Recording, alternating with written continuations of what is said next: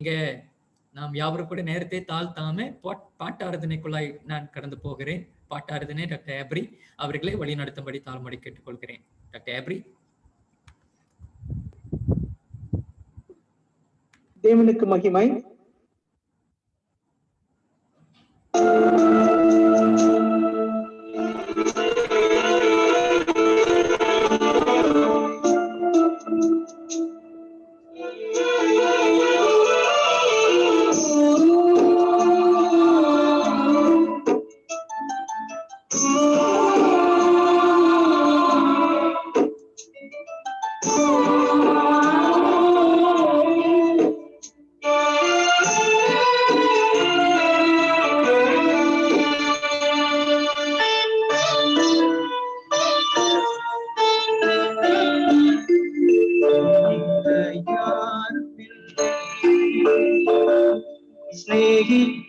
ஸ்நேகிச்சவையாருமில்லை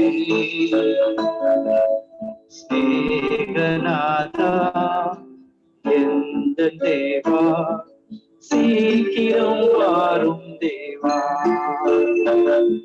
ஸ்நேகிக்க யாருமில்லை ஸ்நேகிச்சவையாருமில்லை ஸ்நேகநாதா எந்த தேவா சீக்கிரம் வாரும் தேவா. உலகத்தின் வாழ்க்கையெல்லாம் நிந்தனை கண்ணீருமா. உலகத்தின் வாழ்க்கையெல்லாம் வேதனை கண்ணீருமா. நீரனுக்கு இருக்கையிலே எனக்கொன்றும் குறையும் இல்லை. நீரனுக்கு இருக்கையிலே எனக்கொன்றும் குறையும் இல்லை.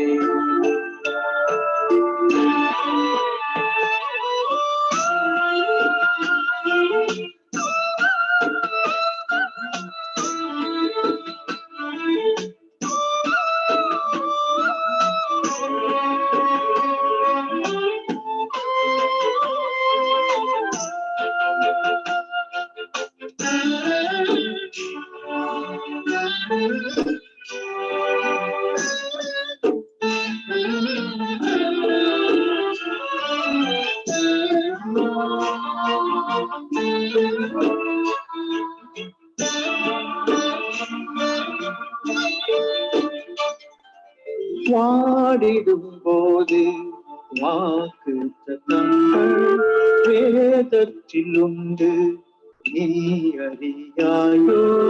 வாடிடும் போது வாக்கு தத்தங்கள் வேதத்தில் உண்டு நீ அறியாயோ. ஒருபோதும் பிரியாத என் நேசரே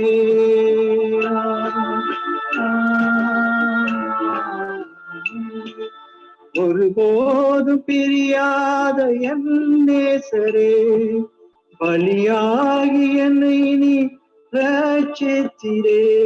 உம் அன்புக்கு ஈடாக எதுவும் இல்லை. உம்மையே அண்டினோ சோர்வதில்லையே சோர்வதில்லையே.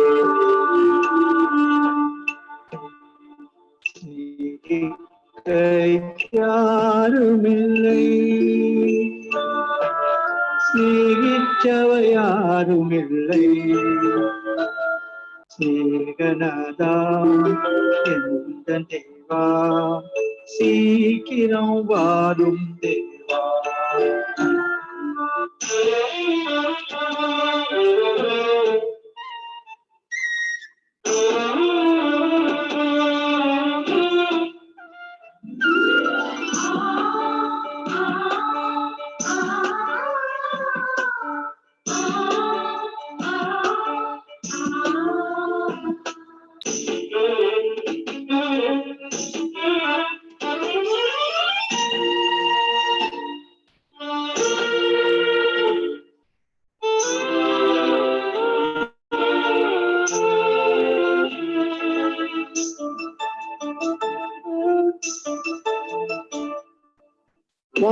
வாழ்க்கையில் துன்பம் வாட்டிடும் போது வல்லவர் இயேசு காத்திடுவாரே. வாழ்க்கையில் துன்பம் வாட்டிடும் போது வல்லவர் இயேசு காத்திடுவாரே. வழுவாது காத்திடும் என் நேசரே.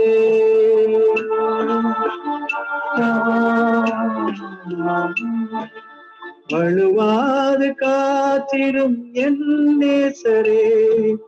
வளமான வாழ்க்கையை தருபவரே. வல்லவரின் வார்த்தையை நம்பி வாழுவோம். சீரனாய் எங்கள் வாழ்வில் வந்து வாழுமே, வந்து வாழுமே.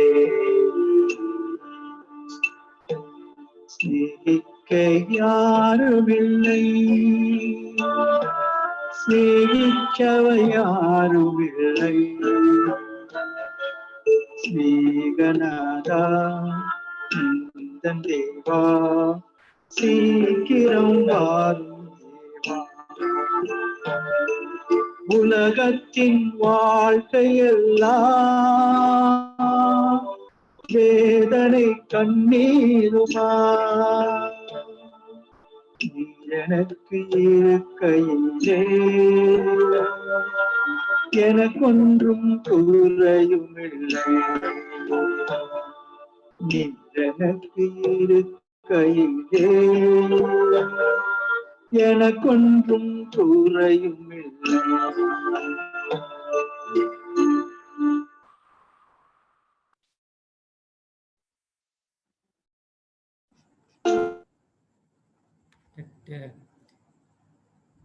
டாக்டர் எப்ரி டேனியல் போய் அவர்களுக்கு திருச்சபை சார்பாக மனமார்ந்த நன்றி தெரிவித்துக் கொள்கிறேன். சிநேகிக்க யாரும் இல்லை, சிநேகநாதர் சீக்கிரம் வாரும். உலக வாழ்வில எல்லாம் வேதனை கண்ணீரா இருக்கும் பொழுது நீர் எனக்கு இருக்கையில எனக்கு எந்த குறையும் இல்லை. ஆமா, உண்மைதான். அவர் நமக்கு இருக்கையில எந்த குறையும் நமக்கு இல்லை. அந்த பாடலுக்காக கர்த்தரை நான் சோத்திருக்கிறேன். Thank you doctor எப்ரி. இந்த வேளையிலே நாம் யாவரும் கூட வேத வாசிப்புக்குள்ளாய் கடந்து போகலாம். வேத வாசிப்பு என்னோட கூட தியானிக்கும்படிக்கு உங்களோட வேதத்தை திருப்பிக் கொள்ளுங்க. இன்றைக்கு வேத வாசிப்பாக எபிரேயர் 12ஆம் அதிகாரம் 10-11 என்ற வசனத்திலிருந்து நாம் தியானிக்க தெரிந்து கொள்வோம். எபிரேயர் 12ஆம் அதிகாரம் 10-11 இந்த வசனத்தை வாசிப்பதற்கு ஹெலன் அவர்களே நான் அழைக்கிறேன். ஹெலன், உங்களுடைய மைக் அன்மியூட் பண்ணிக்கொள்ளுங்க. ஹெலன், உங்களுடைய மைக் அன்மியூட் பண்ணுங்க. அனைவருக்கும் சோஸ்திரம். இன்று வேத வாசிப்பாக எபிரேயர் 12ஆம் அதிகாரம் வசனம் 10-11. அவர்கள் தங்களுக்கு நலம் என்று தோன்றினபடி கொஞ்ச காலம் சிச்சித்தார்கள். இவரோ தம்முடைய பரிசுத்தத்துக்கு நாம் பங்குள்ளவர்களாகும் பொருட்டு நம்முடைய பிரயோஜனத்துக்காகவே நம்மை சிச்சிக்கிறார். எந்த சிச்சையும் தற்காலத்தில் சந்தோஷமாய் காணாமல் துக்கமாய் காணும். ஆகிலும் பிற்காலத்தில் அதில் பழகினவர்களுக்கு அது நீதியாகிய சமாதான பலனை தரும். ஆமென். அதனால சிச்சிக்கப்பட்டவர்கள்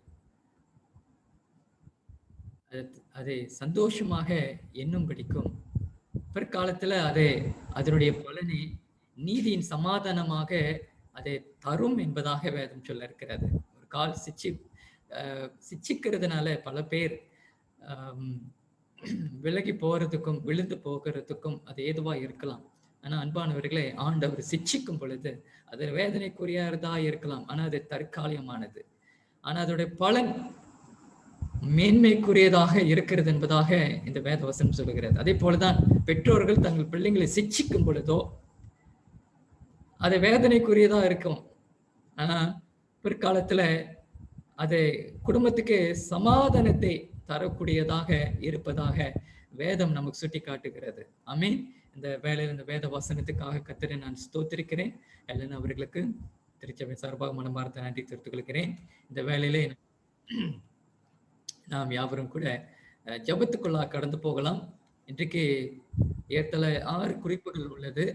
தயவாக இந்த 6 குறிப்புகளுக்காக aunty Sheela, sister Sheela Victor, தயவுசெய்து உங்களோட மைக் அன்மியூட் பண்ணிக்கொள்ளுங்க. Sister Sheela Victor,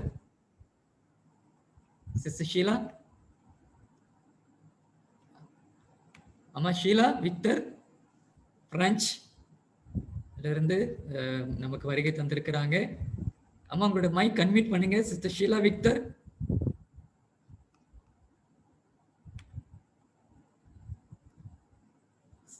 sister Sheela கேக்குதுங்களா? சொல்லுங்க. ஆமா, தயவுசெய்து ஜெபத்தை ஏறெடுக்கும்படி தாழ்மையோடு கேட்டுக்கொள்கிறேன். ஏறத்தாழ 6 குறிப்புகள் இருக்கிறது. நீங்க காண முடிகிறதா இந்த ஸ்கிரீன்ல இருக்கக்கூடிய பேர் லிஸ்ட்? தெரியுதுங்க. சரி. கேன்சர்னால அவதிப்பட்டு கொண்டிருக்கக்கூடிய மேரி பவுல் அம்பிகா அவர்களுக்காகவும் தொடர்ச்சியாக ஜெபத்துல நீங்க நினைவு கூறும்படி கேட்டுக்கொள்கிறேன். அடுத்தபடியாக அந்த நிவார் புயல் காற்றுனால சவுத் தமிழ், தெலுங்கானா, கர்நாடகா மற்றும் ஸ்ரீலங்கா பகுதிகளிலே இந்த புயல் காற்றுனால உடல் சேதம், பொருள் சேதம், உயிர் சேதம் போன்ற காரியத்தினால ஜனங்கள் அவதிப்பட்டு கொண்டிருக்கிறாங்க. அவர்களுக்கு நிவாரணம் கிடைக்கும்படிக்கு ஜெபம் ஏறிடுங்க. அடுத்தபடியாக 3வது இந்த தினத்துல ஆண்டுடைய செய்தி பக்கத்துக்குள் வருபவர் பாஸ்டர் மாணிக்கம் ஜேக்கப் அவர்களுக்காகவும் ஜெபத்துல நினைத்துக் கொள்ளுங்க. அடுத்ததாக சகோதர விமல் உடைய குடும்பத்துக்காகவும் அந்த குடும்பம் இருக்கும்படிக்கும் தயவுசெய்து ஜெபத்துல நீங்கள் வழிநடத்தும். சுல்லான் 9 வயது சிறுவன் லூக்கேமியானால பாதிக்கப்பட்டிருக்கிறான். அந்த சிறுவனுக்காக தயவாக நினைத்துக் கொள்ளுங்க. அடுத்தபடியாக இன்றைய தினத்துல என்னுடைய மகள் ஸ்டெஃபனி அவர்கள் பிறந்த நாள் ஆகியனால தயவாக நீங்க இந்த 6 குறிப்புகளுக்காக ஜெபத்துல தாழ்மையோடு கேட்டுக்கொள்கிறேன். அம்மா இந்த வேளையிலே நாம் யாவரும் ஒரு கணம் தலை தாழ்த்திருந்தால் விக்டர் அவர்கள் ஜெபத்தில் வழி நடத்துவாங்க. ஜெபிப்போமாக.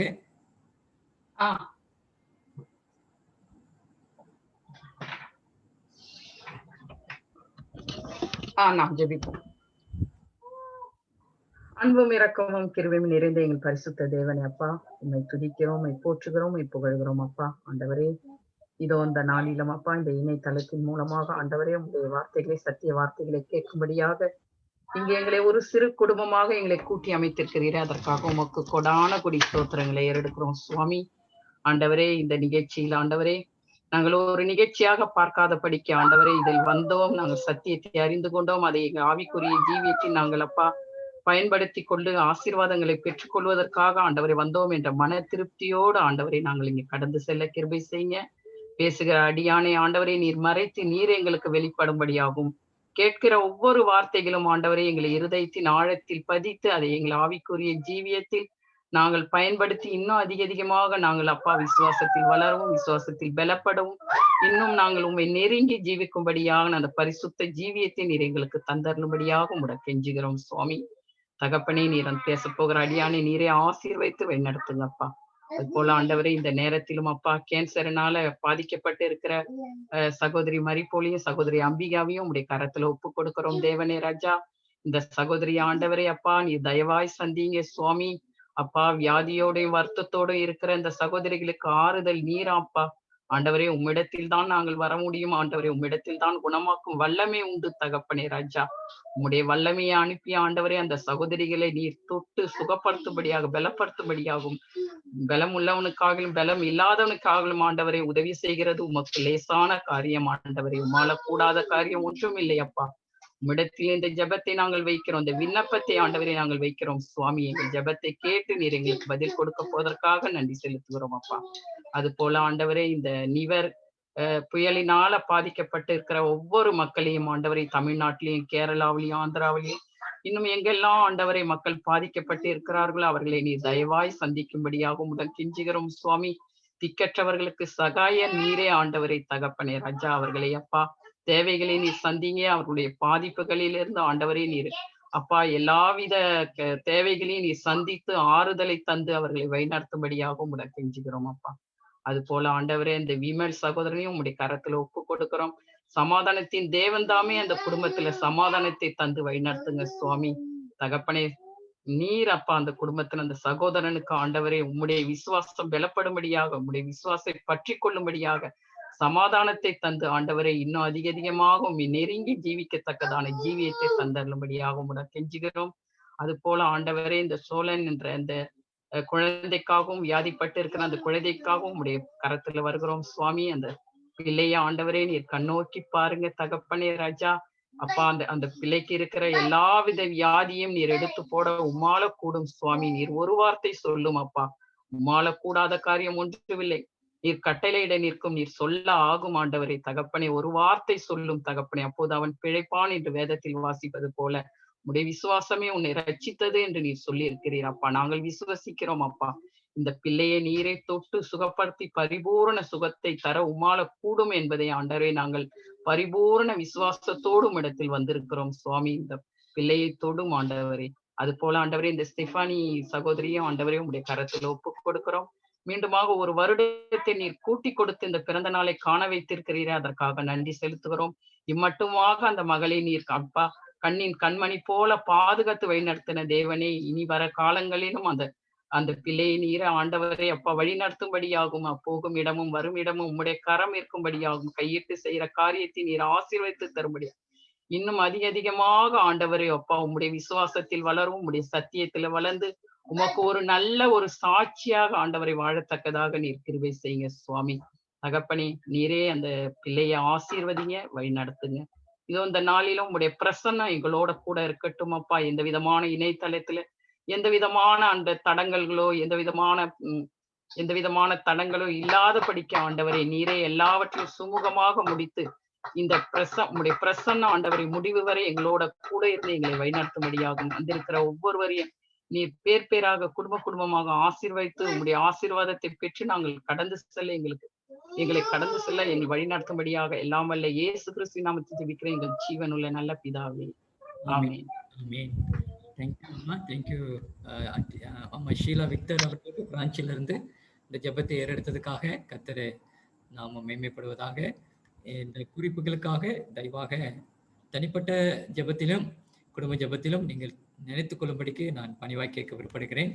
இந்த வேளையிலே நாம் யாவரும் கூட விசேஷ பாடலை பாட வருபவர் பிரதர் சுந்தர் ராஜ் அவர்கள். பிரதர் சுந்தர் இந்த வேலையில நமக்காக ஒரு விசேஷ பாடலை பாடுவார். அன்மீட் பண்ணிக்கோங்க பிரதர் சுந்தர். ஸ்தோத்திரம். கேக்குதுங்களா பாஸ்டர்? கேக்குது பிரதர் சுந்தர். அனைவருக்கும் நான் தேவன் நாம ஸ்தோத்திரம் தெரிவித்துக் கொள்கிறேன். தேவனுடைய நாமம் பரிசுத்தப்படுவதாக. இந்த அருமையான தருணத்தை ஏற்படுத்தி கொடுத்த தேவனுக்கு நான் ஸ்தோத்திரத்தை ஏற்படுத்திக் கொள்கிறேன். விசேஷமாக இந்த இன்றைய வாய்ப்பை கொடுத்த போதகர் எட்வின் அவர்களுக்கும் நான் மனதார நன்றியை தெரிவித்துக் கொள்கிறேன். ஒரு நல்ல பாடல், என் கூடவே இரும் என் இயேசுவே என்ற ஒரு கருத்துமிக்க ஒரு பாடல் கேட்போம்.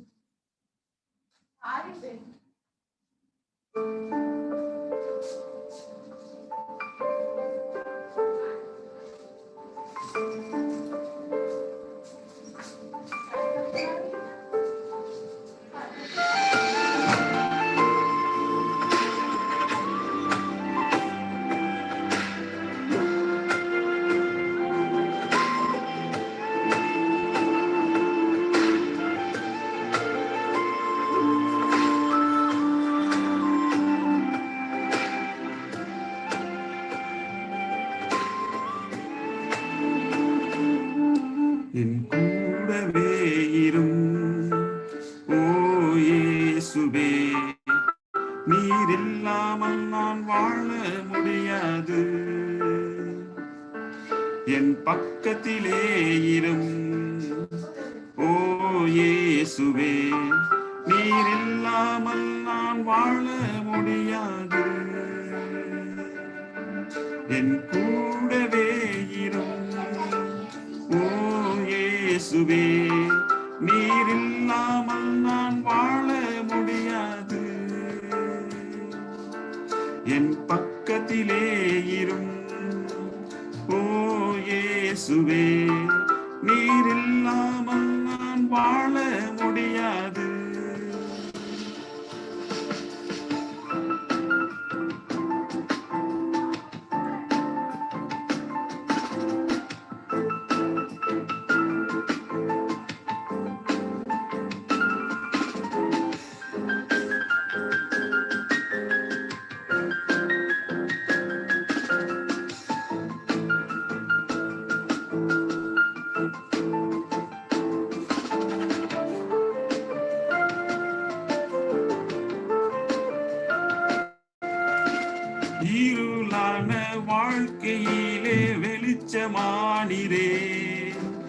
உயிரற்ற வாழ்க்கையிலே ஜீவனானிரே, இருளான வாழ்க்கையிலே வெளிச்சமானிரே, உயிரற்ற வாழ்க்கையிலே ஜீவனானிரே, என் வெளிச்சம் நீரே, என் ஜீவனும் நீரே, எனக்கெல்லாமே நீங்க தானப்பா, என் வெளிச்சம் நீரே, என் ஜீவனும் நீரே, எனக்கெல்லாமே நீங்க தானப்பா,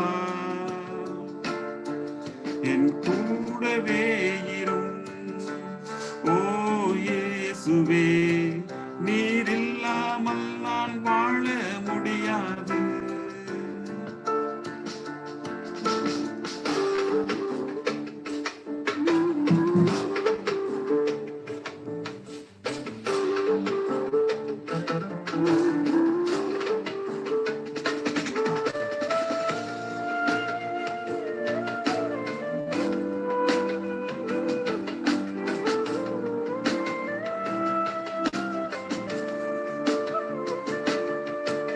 கண்ணை சிந்தும் நேரத்தில் நீ தாயுமானிரே, காயம் பட்ட நேரத்தில் நீ தகப்பனானிரே, கண்ணை சிந்தும் நேரத்தில் நீ தாயுமானிரே, காயம் பட்ட நேரத்தில் நீ தகப்பனானிரே, என் அம்மாவும் நீரே, என் அப்பாவும் நீரே, எனக்கெல்லாமே நீங்க தானப்பா,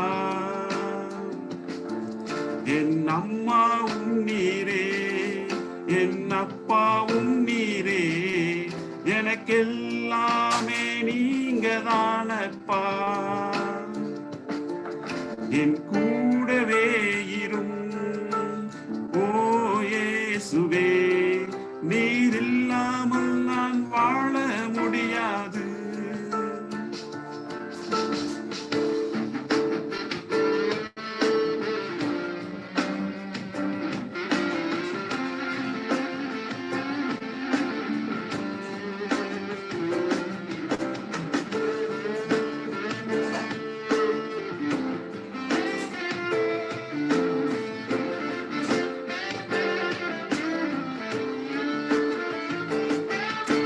வியாதியின் நேரத்தில் வைத்தியரானிரே, சோதனை நேரத்தில் நண்பரானிரே, வியாதியின் நேரத்தில் வைத்தியரானிரே, சோதனை நேரத்தில் நண்பரானிரே, என் வைத்தியர் நீரே, என் நண்பரும் நீரே, எனக்கெல்லாமே நீங்க தானப்பா,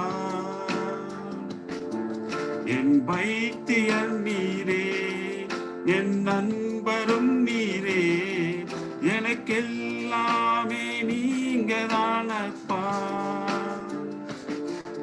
என் கூடவே இரும் ஓ இயேசுவே, நீர் இல்லாமல் நான் வாழ முடியாது, நீர் இல்லாமல் நான் வாழ முடியாது, நீர் இல்லாமல் நான் வாழ முடியாது. ஆமென். நன்றி. தேவநாமம் பரிசுத்தமாக.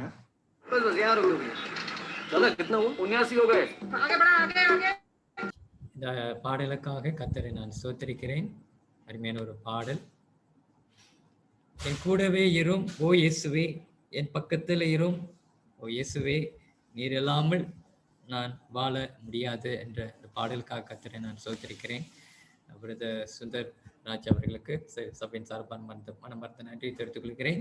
இந்த வேளையிலே நாம் யாவரும் கூட இன்றைய தினத்தில் பாஸ்டர் மாணிக்கம் ஜேக்கப் வேல்ஸ் யூகேயிலிருந்து நமக்கு ஆண்டுடைய செய்தியை பகிர்ந்து கொள்ளும்படிக்கும் இந்த தருணத்தை அவர்களுக்கு இடத்துல ஒப்படைக்கும் முன்பாக அவரே நான் இந்த வேலையில வரவேற்றுக் கொள்கிறேன். பாஸ்டர் மாணிக்கம் ஜேக்கப் அவர்களிடத்தில் தொடர்பு கொள்ளும் பொழுது அவரை இந்த தருணத்தை நமக்கு கொடுத்து அவருடைய செய்தியை பகிர்ந்து கொள்ளும்படிக்கும் இந்த வேலையிலே இந்த நேரத்தை அவரிடத்தில் ஒப்படைக்கிறேன்.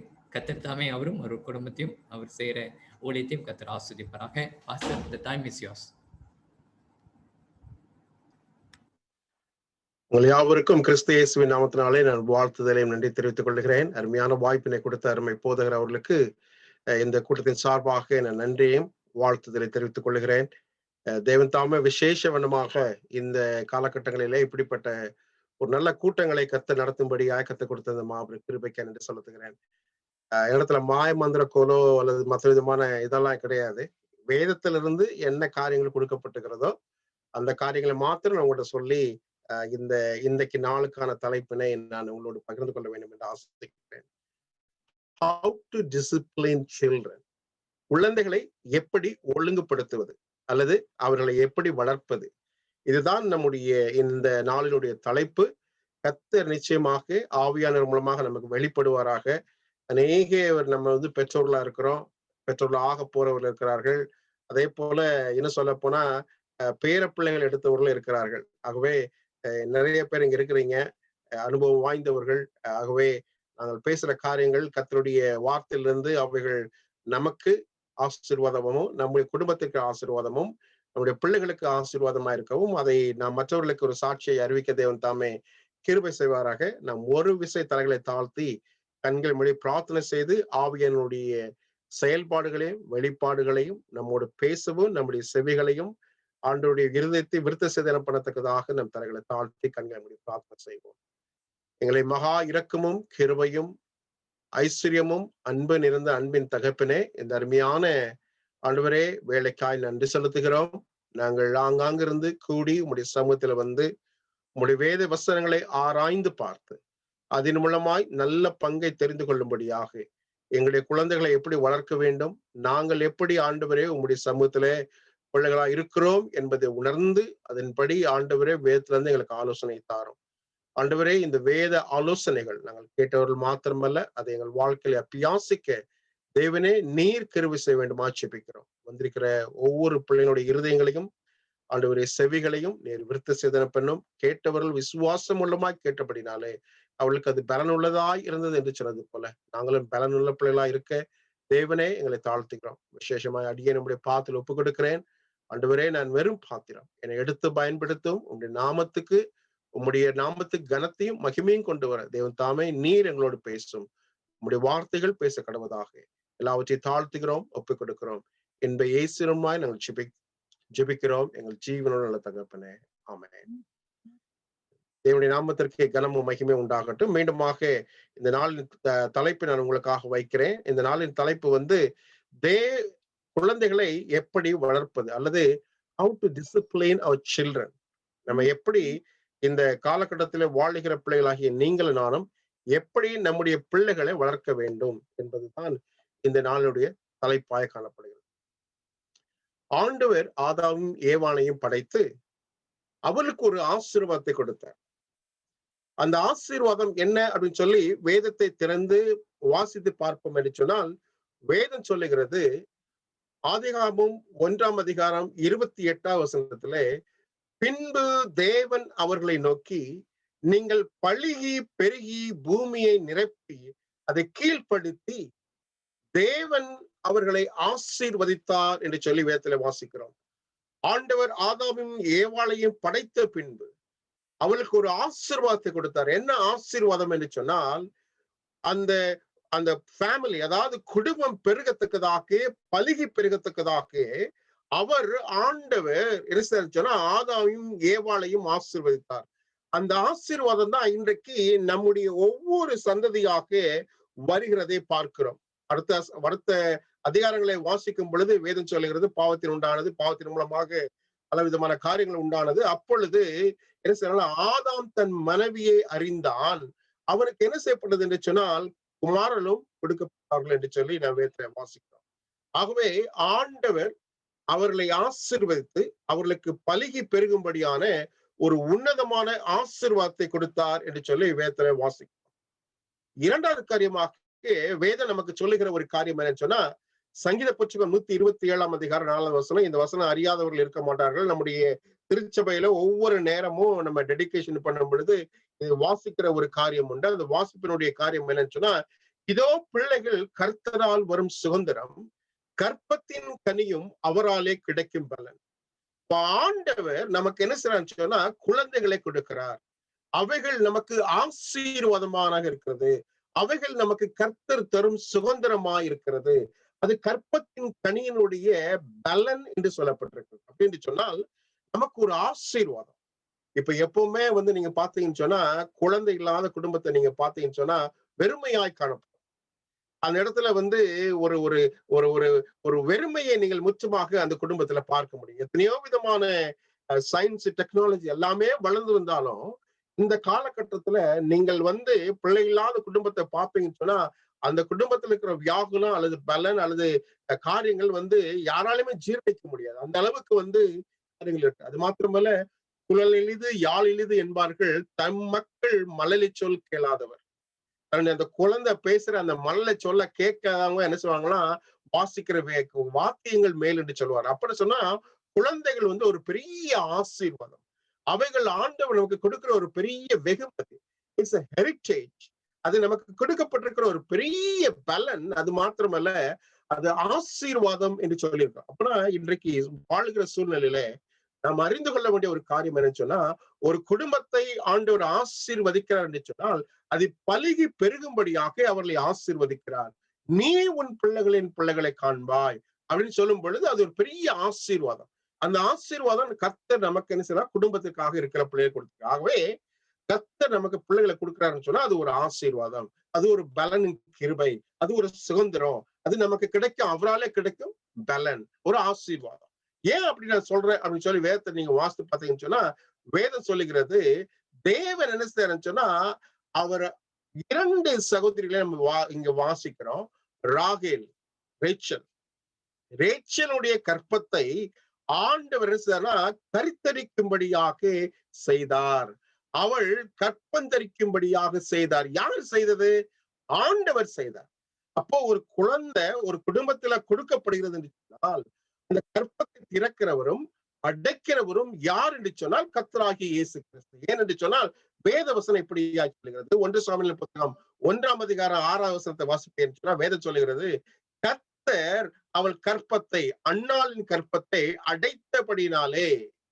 அப்போ ஆண்டவர் என்ன சொல்றாரு, ராகேலுக்கு கற்பத்தை திறக்கிறாரு, அன்னாளுக்கு கர்த்தர் என்ன செய்யறாருன்னா கற்பத்தை அடைத்து வைத்திருக்கிறார். அப்போ நீங்க தெரிந்து கொள்ள வேண்டிய, அது நாம் தெரிந்து கொள்ள வேண்டிய ஒரு காரியம் என்னன்னு சொன்னா, ஆண்டவர் இங்கே ஒரு கற்பத்தை அடைக்கிறவரும் திறக்கிறவரும் ஆண்டவரே. அதனாலதான் இதோ பிள்ளைகள் கர்த்தரால் வரும் சுதந்திரம், கற்பத்தின் கனியும் அவரால் கிடைக்கும் பலன். அப்ப ஆசீர்வாதம். அந்த ஆசீர்வாதம் யார் நமக்கு கொடுக்கிறதுன்னு சொன்னா நம்ம ஆண்டவராகிய இயேசு கிறிஸ்து. ஒரு குடும்பத்துல ஒரு குழந்தை இருக்குதுன்னா, ஒரு பிள்ளைகள் இருக்குது என்று சொன்னால் அது ஆணோ பெண்ணோ யார் கொடுக்கிறான்னு சொன்னா ஆண்டவராகிய இயேசு கிறிஸ்து நமக்கு தருகிறார். ஆகவே அவருக்கே கனம், அவருக்கே துதி, அவருக்கே சோஸ்திரம். ஏனென்று சொன்னால் இந்த குடும்பத்திலே வாரிசுகளை மாத்திரமல்ல பலுகி பெருகத்தக்கதாக ஆண்டவர் அவர்களை ஆசீர்வதிக்கிறார். ஆகவே தெரிந்து கொள்ள வேண்டிய முதல் காரியம், ஆண்டவர் தான் நமக்கு அந்த பிள்ளைகளை கொடுக்கிறார் என்பதை நன்றாக தெரிந்திருக்கிறோம். இப்ப என்னன்னு சொன்னா, ஒரு கணவனும் மனைவியாக இருக்கிறோம். கணவன் மனைவியாக இருக்கும் பொழுது ஆண்டவர் ஒரு ஒரு ஒரு ஸ்தானத்தை நமக்கு மாற்றுகிறார். we are preparing to change. எப்படின்னு சொன்னா, ஒரு தகப்பனாக மாறுகிறோம், ஒரு தாயாக மாறுகிறோம். எப்பொழுது என்று சொன்னால், ஒரு குழந்தை கற்பம் தரிக்கப்படும் பொழுது அவன் தகப்பனாக மாறுகிறான், என்ன செய்றார், இன்னொருத்தர் தாயாக மாறுகிறான். சோ நம்முடைய வாழ்க்கையினுடைய பருவத்தை ஆண்டவர் மாற்றுகிறார், ஒரு உன்னதமான ஆசீர்வாதத்தை நமக்கு தருகிறார். ஆகவே கர்த்தர் நமக்கு அந்த பிள்ளைகளை கொடுக்கும் பொழுது ஒரு ஆசீர்வாதம், நம்முடைய வாழ்க்கையிலே அது ஒரு ஒரு அடுத்த படிக்கு கடந்து செல்லக்கூடிய ஒரு காரியத்துல இருக்கணும். நீங்க உலகத்துல வேற எந்த ஒரு காரியத்தெல்லாம் எடுத்துக்கலாம், எப்பொழுது ஒரு குழந்தை இல்லையோ அப்பொழுது நம்ம தகப்பனும் தாய்மாய் மாறுவதற்கு வாய்ப்புகள் இல்லை. ஆனால் எப்பொழுது இந்த தகப்பனாய் தாயாய் மாறுகிறோம் என்று சொன்னால் ஆண்டவர் நமக்கு பிள்ளைகளை கொடுக்கும் பொழுது, ஆகவே இந்த பிள்ளைகளை கர்த்தர் தருகிறார். அது நமக்கு ஆசீர்வாதமா இருக்கு. அதன் மூலமா, இந்த ஆசீர்வாதத்தின் மூலமாக நம்ம என்ன செய்யறோம், இதை பெற்றுக் கொள்ளுகிறோம் என்பதை பார்க்கிறோம். இப்ப தெரிந்து கொள்ள வேண்டிய ஒரு காரியம் என்ன சொன்னா, the birth of a child is a radical change for the parents. ஒரு திடீர் மாற்றத்தை அந்த குடும்பத்துல ஆண்டவர் உருவாக்குகிறார். அந்த உருவாக்குதல் மூலமாக அங்க பெற்றோர்களுக்கு சந்தோஷம். அந்த அந்த தாயானவள் என்ன சொன்னா கற்பம் தரித்தவன கணவன்கிட்ட ஆசையா சொல்றா, அல்லது மனைவிட்ட மத்த பிள்ளைகள்கிட்ட கத்த அதை ஆசீர்வாதம் தன்னுடைய தகப்பனை அழைத்து தன்னுடைய மனைவியை அதை என்ன சொன்னா அவங்களுடைய பெற்றோர்களை அழைத்து அல்லது குடும்பத்தை அழைத்து அது என்ன சொன்னா ஒரு பெரிய மகிழ்ச்சியான செய்தி. அந்த அந்த சந்தோஷம் அந்த தாய்மாருக்கு தான் தெரியும், அந்த குழந்தை உண்டான அந்த மகளுக்கு தான் தெரியும் அது எவ்வளவு பெரிய ஆனந்த பாக்கியம் சந்தோஷம் என்று சொல்லி. ஏன்னா நிறைய சமயத்துல நம்ம வாசிக்கிறோம் ஆண்டவர் அப்படிப்பட்ட ஆசீர்வாதங்களை கொடுக்கிறார். அதுவும் இந்த காலகட்டத்துல வாழுகிற பொழுது ஒரு குடும்பத்துல குழந்தை இல்லைன்னு சொன்னா அதுக்கு இந்த ஏச்சியும் பேச்சியும் மற்றவர்கள் தூவுற வார்த்தைகளை பார்க்கும் பொழுது காது கொடுக்க கேட்க முடியாது, நடக்க முடியாது. சில நேரத்துல நம்ம அந்த சமுதாயத்துல வாழுகிறோம், அப்படிப்பட்ட கம்யூனிட்டிஸ்ல நம்ம இருக்கிறோம். ஆனா கர்த்தர் அவைகளை மாற்றுகிறார். அப்போ கர்த்தர் அவர்களுடைய துக்கத்தை சந்தோஷமாக மாற்றுகிறார், ஆனந்த களிப்பாய் மாற்றுகிறார். அது மாத்திரமல்ல, அப்பொழுது இருக்கும் பொழுது இட்ஸ் a greater responsibility, ஒரு பெரிய பொறுப்புன ஆண்டவர் இருக்கிறாரா அந்த தாய்க்கும் அந்த தகப்பனுக்கும் கொடுக்கிறத பார்க்கிறோம். அந்த கணவனுக்கும் மனைவிக்கும் ஒரு பெரிய ஆசீர்வாதம் மாத்திரமா அதனுடைய பொறுப்பினை கொடுப்பதை நாம் நன்றாக அறிந்திருக்கிறோம். No matter how many children each one has, but yet it is an unique, it's a gift from God. எத்தனை பிள்ளைகள் இருந்தாலும் சரி, அத்தனை பிள்ளைகளும் கர்த்தர் நமக்கு கொடுக்கிற ஒரு ஆசீர்வாதம். இப்பதான் நம்ம என்ன செஞ்சோம், காலங்கள் மாறி போனதுனால 2 குழந்தை, சில நேரத்துல ஒன்றே போதுன்னு சொல்லிக்கூட சூழ்நிலைகளை மாறிடுச்சு. ஆனா அந்த காலத்துல எல்லாம் பாத்தீங்கன்னு சொன்னா கிட்டத்தட்ட 7 பேரு 8 பேரு 11 பேரு 12 பேர் அப்படின்னு சொல்லிட்டு ஒரு குடும்பத்துல கலகலகலகலான்னு சொன்னா நிறைய பிள்ளைகள் இருக்காது பார்த்தா ஓடி ஆடி காரியங்களை செய்யறத பார்ப்போம். அப்ப இன்றைக்கு என்ன செய்யனா அவங்க 12 பிள்ளைகள் இருந்தாலும் அந்த கடைசி பிள்ளை கூட அவனுக்கு சந்தோஷமான காரியம் தான். அப்ப ஆண்டவர் எவ்ரி ஒன் இஸ் யூனிக், எல்லாருமே தனிப்பட்ட நபர்கள். அது எவ்வளவு பெரிய காரியமா இருந்தாலும் சரி, 12 பிள்ளைகள் இருந்தாலும் சரி, அவங்களும் என்ன செய்தா பெரிய ஆசீர்வாதம் தான். ஆண்டவர் சொல்றாரு it is a gift from God. இது கர்த்தரால் கொடுக்கிற ஒரு பலன், அது நமக்கு கிடைத்த ஒரு பெரிய ஆசீர்வாதம். It's a reward. அப்ப இத ஆண்டவர் உங்களுக்கும் எனக்கும் சொல்லுகிறார் என்பதை நீங்கள் நன்றாக அறிந்து கொள்ள வேண்டும். ஆகவே ஸ்தானம் மாறினவுடனே ஆண்டவர் நமக்கு ஒரு ஒரு ஒரு விதி ஒரு ஒரு மாற்றத்தை கொடுக்கிறார். அந்த மாற்றத்தின் மூலமாக நீங்கள் நானும் என்ன செய்யறோம்னு சொன்னா இதை புரிஞ்சுக்கலாம். So according to the Bible, how can we prepare for parenting? எப்படி நம்ம கணவனா மனைவியா இருக்கிறவங்க ஒரு குழந்தை பிறக்கும் பொழுது எப்படி நம்ம பெற்றோர்களாய் மாறுகிறோம்? How we became parenting. நாம how can we just do parenting? How can we prepare ourselves for parenting? எப்படியாக நம்மளை ஆயத்தப்படுத்திக் கொள்ள வேண்டும், என்னென்ன காரியங்களை செய்ய வேண்டும்? வாழ்க்கை என்பது எல்லாத்தையும் படிச்சுட்டு போய் உட்கார்றது கிடையாது. It's a learning process. It's a classroom. இது நமக்கு நான் ஒருவேளை இங்க உட்கார்ந்து எல்லா காரியத்தை செய்யலாம், பட் சொன்னாலும் நம்முடைய வாழ்க்கையினுடைய அனுபவங்கள் வேறமா இருக்கும். நாங்க சொல்றதுக்கும் உங்களுடைய வாழ்க்கைக்கு சில நேரத்துல வேற ஏதாவது காணப்படும். ஏன்னு சொன்னா ஒவ்வொரு குழந்தைக்கும் வித்தியாசமான குழந்தை, ஒவ்வொரு பேரண்டிங் இஸ் டிஃபரெண்ட் பேரண்டிங் எப்படியாக இருக்கும் என்பது நமக்கு. ஆனா கற்றுக்கொள்ளுகிற பாடம் என்ன, காமன் பேசிக் ஃபவுண்டேஷன்ஸ். அது என்ன சொன்னா சமதனமான ஒரு காரியங்கள் இருக்குது. அந்த காரியங்களை கற்றுக்கொண்டோம் என்று சொன்னால் அதன் மூலமாக எல்லா காரியங்களை மனுஷரை சரிப்படுத்திக் கொள்ள முடியும். இதுதான் வேதம் தரும் ஆலோசனை, ஆவியானவர் நமக்கு தரும் ஆலோசனை, சத்தியம் நமக்கு கொடுக்கும் ஆலோசனை, வேற ஒன்றுமே அல்ல. அப்படின்னு சொன்னா இதுக்கு மாயமோ மந்திரக்கோலோ அப்படி எல்லாம் கிடையாது. இது என்னன்னு சொன்னா லேர்னிங் கர்வ். நம்ம அன்றாட காரியங்களில கற்றுக்கொள்ளுகிற ஒரு காரியம். இதைத்தான் ஆண்டவர் உங்களுக்கு மிரக்கன்சரான கொடுக்கிறார் என்பதை நாம் அறிந்திருக்கிறோம். ஆகவே வேத வசனத்தினுடைய ஒவ்வொரு காரியங்களை பார்க்கும் பொழுது வேதம் நமக்கு சொல்லுகிற ஒவ்வொரு வசனத்தை வாசிக்கும் பொழுது வேதம் எப்படியா சொல்லுது. 1 சாமுவேல் புத்தகம் 1ஆம் அதிகாரத்தை வாசிக்கும் பொழுது வேதம் எப்படி சொல்லுதுன்னா, always pray for him or her even before conceiving him or her. அவர்களை உருவாக்க முன்பதாகவே நீங்கள் நான் என்ன செய்ய வேண்டுமா, ஆண்டவராகிய இயேசு கிறிஸ்துவின் சமூகத்திலே அவர்களுக்கு நம்ம என்ன செய்யணுமா, அவர்களுக்காக நாம் ஜெபிக்க வேண்டும் என்று சொல்லி வேதம் உங்களுக்கு எனக்கு சொல்லுகிற ஒரு உன்னதமான காரியமா இருக்கிறது. தமிழ்ல வாசிக்கிறேன் உங்களுக்காக. 21 சாமுவேல் புத்தகம் 1ஆம் அதிகாரம் 27ஆம் வசனம். இந்த பிள்ளைக்காக விண்ணப்பம் பண்ணினேன், நான் கர்த்தரிடத்திலே கேட்டு என் விண்ணப்பத்தின்படி எனக்கு கட்டளை கொடுத்தார். அந்நாள் தேவனுடைய சமூகத்திலே அமர்ந்திருந்து ஒரு குழந்தை வேண்டும் என்று கேட்டு அதை பெற்றுக்கொண்டால் அது ஆண்டவர் அவளுக்கு ஆசீர்வாதமாய் கொடுத்தார் என்று சொல்றார். So always pray for him. உங்களுக்கு கொடுக்கப்படுகிற அந்த குழந்தைக்காக அதை கருவுருவதற்கு என்பதாகவே நீங்க என்ன செய்ய வேண்டுமா, ஆண்டவருடைய சமூகத்திலே ஜெபிக்க வேண்டுமா? ஜெபித்து பெற்றுக்கொள்வோம் என்று சொன்னால் அந்த காரியம் ஆசீர்வாதமா இருக்கும், அந்த குழந்தை ஆசீர்வாதமா இருக்கும் என்பதை ஆண்டவர் உங்களுக்கு சொல்லுகிறார். மீண்டுமாய் நம்ம நியாயாதிபதியின் புத்தகம் 13ஆம் அதிகாரம் 7ஆம் வசனத்தை வாசிப்போம் என்று சொன்னால் ஆண்டவர் விசேஷமாக இருக்கிறார் சொன்னா இங்கு சிம்சோனுக்கு ஆண்டவர் கொடுக்கிற ஒரு உன்னதமான நோக்கம், விசேஷமாக அங்க மனோவுக்கு ஆண்டவர் கொடுக்கிற ஒரு உன்னதமான காரியம் என்பதை நீங்கள் நானும் நன்றாக அறிந்திருக்கிறேன். உங்களுக்காக நான் வாசிக்கிறேன். நியாயாதிபதியின் புத்தகம் 13ஆம் அதிகாரம் 7ஆம் வசனம் சொல்லுகிறது, அவர் என்னை நோக்கி, இதோ நீ கற்பந்தரித்து ஒரு குமாரனை பெறுவாய், ஆதலால் நீ திராட்சரசமும் மதுபானமும் குடியாமல் திட்டமான ஒன்றும் புசியாமல் தீட்டானது ஒன்றும் புசியாமல் இரு, அந்த பிள்ளை பிறந்த முதல் தன் மரண நாள் மட்டும் தேவனுக்கென்று நசரனா இருப்பான் என்று சொன்னார். சிம்சோனை குறித்து சொல்லுகிற ஒரு வாக்கு. ஆகவே என்ன சாப்பிடுறோம், என்ன கொடுக்கிறோம், எப்படி அவங்களுடைய உடல் நலம் இருக்கணும் அப்படிங்கிறது ஆண்டவர் அவுட்லைன் போட்டு யாருக்கு கொடுத்தாருன்னு சொன்னா இந்த மனவாக்கும் அவருடைய மனைவிக்கும் சிம்சோனுக்கும் கொடுக்கப்பட்ட ஒரு வாக்கு. அதே போல நமக்கும் ஆண்டவர் சொல்றாரு, இந்த உலகத்துல வாழுகிற பிள்ளை உங்களுக்கும் எனக்கும் ஆண்டவர் சொல்லுகிறது, என்ன செய்ய, இப்படிப்பட்ட காரியத்தை செய்யும். So is always there is an instructions for us. எப்பவுமே ஆவியானவர் நமக்கு வேண்டிய காரியத்தை வேதத்தின் மூலமாக வெளிப்படுத்துகிறார். லூக்காவின் புத்தகம் 1ஆம் அதிகாரத்தை 1ஆம் அதிகாரம் 6ஆம் வசனத்தை வாசிக்கும் பொழுது அவங்க என்ன செய்யுது, பாவத்திலிருந்து நீக்கி அவர்களை பாவத்தில் விட்டு விடாதபடிக்கு நீக்கி வைக்கிறதுக்காக நமக்கு அனுசர ஆலோசனை கொடுக்கப்பட்டிருக்கிறது. இதெல்லாம் ஒரு அவுட்லைனா கொடுக்கிறேன், பின்னாடி இதை தெளிவாக நான் உங்களுக்கு சொல்லுகிறேன். அதே லூக்காவின் புத்தகம் 1ஆம் அதிகாரம் 41ஆம் வசனத்தை வாசிக்கும் பொழுது ஆவியானவருடைய வழி நடத்துதலை நாம் மனுஷனுமா அவருடைய சமூகத்துல கேட்க வேண்டும். கேளுங்கள் அப்பொழுது உங்களுக்கு கொடுக்கப்படும் என்று சொல்லப்பட்டிருக்கிறது. அதை காட்டிலும் ஆண்டவர் சொல்றாரு, நீங்கள் ஆவியானவர் கேட்கும் பொழுது இன்னும் கொடுப்பது அதிக நிச்சயம் அல்லவா என்று சொல்லி மத்திய புத்தகத்திலே வாசிக்கிறோம், லூக்காவின் புத்தகத்திலே வாசிக்கிறோம். ஆகவே thank God for the gift of this newborn baby or new life. ஒரு புதிய வாழ்க்கை ஆண்டவர் நமக்கு கொடுத்திருக்கான்னு சொன்னால் அது பெரிய ரெஸ்பான்சிபிலிட்டியா இருந்தாலும் சரி, அது ஆண்டவர் நமக்கு கொடுக்கிற ஒரு பெரிய ஆசீர்வாதம். அந்த ஆசீர்வாதத்தின் மூலமாக நீங்கள் நான் என்ன செய்யறோம், இவங்களை பெற்றுக் கொள்கிறோம். ஆகவே இந்த நோக்கத்தினுடைய நிறைவேறுதல் என்ன?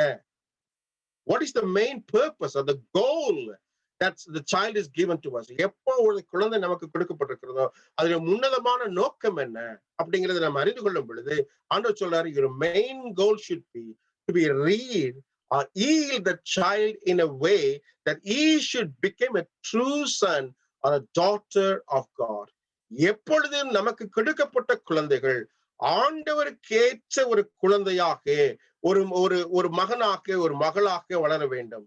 என் பிள்ளைகள் சத்தியத்திலே நடக்கிறார்கள் என்பதை காட்டிலும் மேலான சந்தோஷம் எனக்கு இல்லை என்பதை சத்தியம் நமக்கு விளைவாய் சொல்லுகிறது. அப்போஸ்தலனாகிய பவுல் சொல்லுகிறார், என் பிள்ளை சத்தியத்துல இருக்கிறான், அதை காட்டில் வேற சந்தோஷமே இல்லை.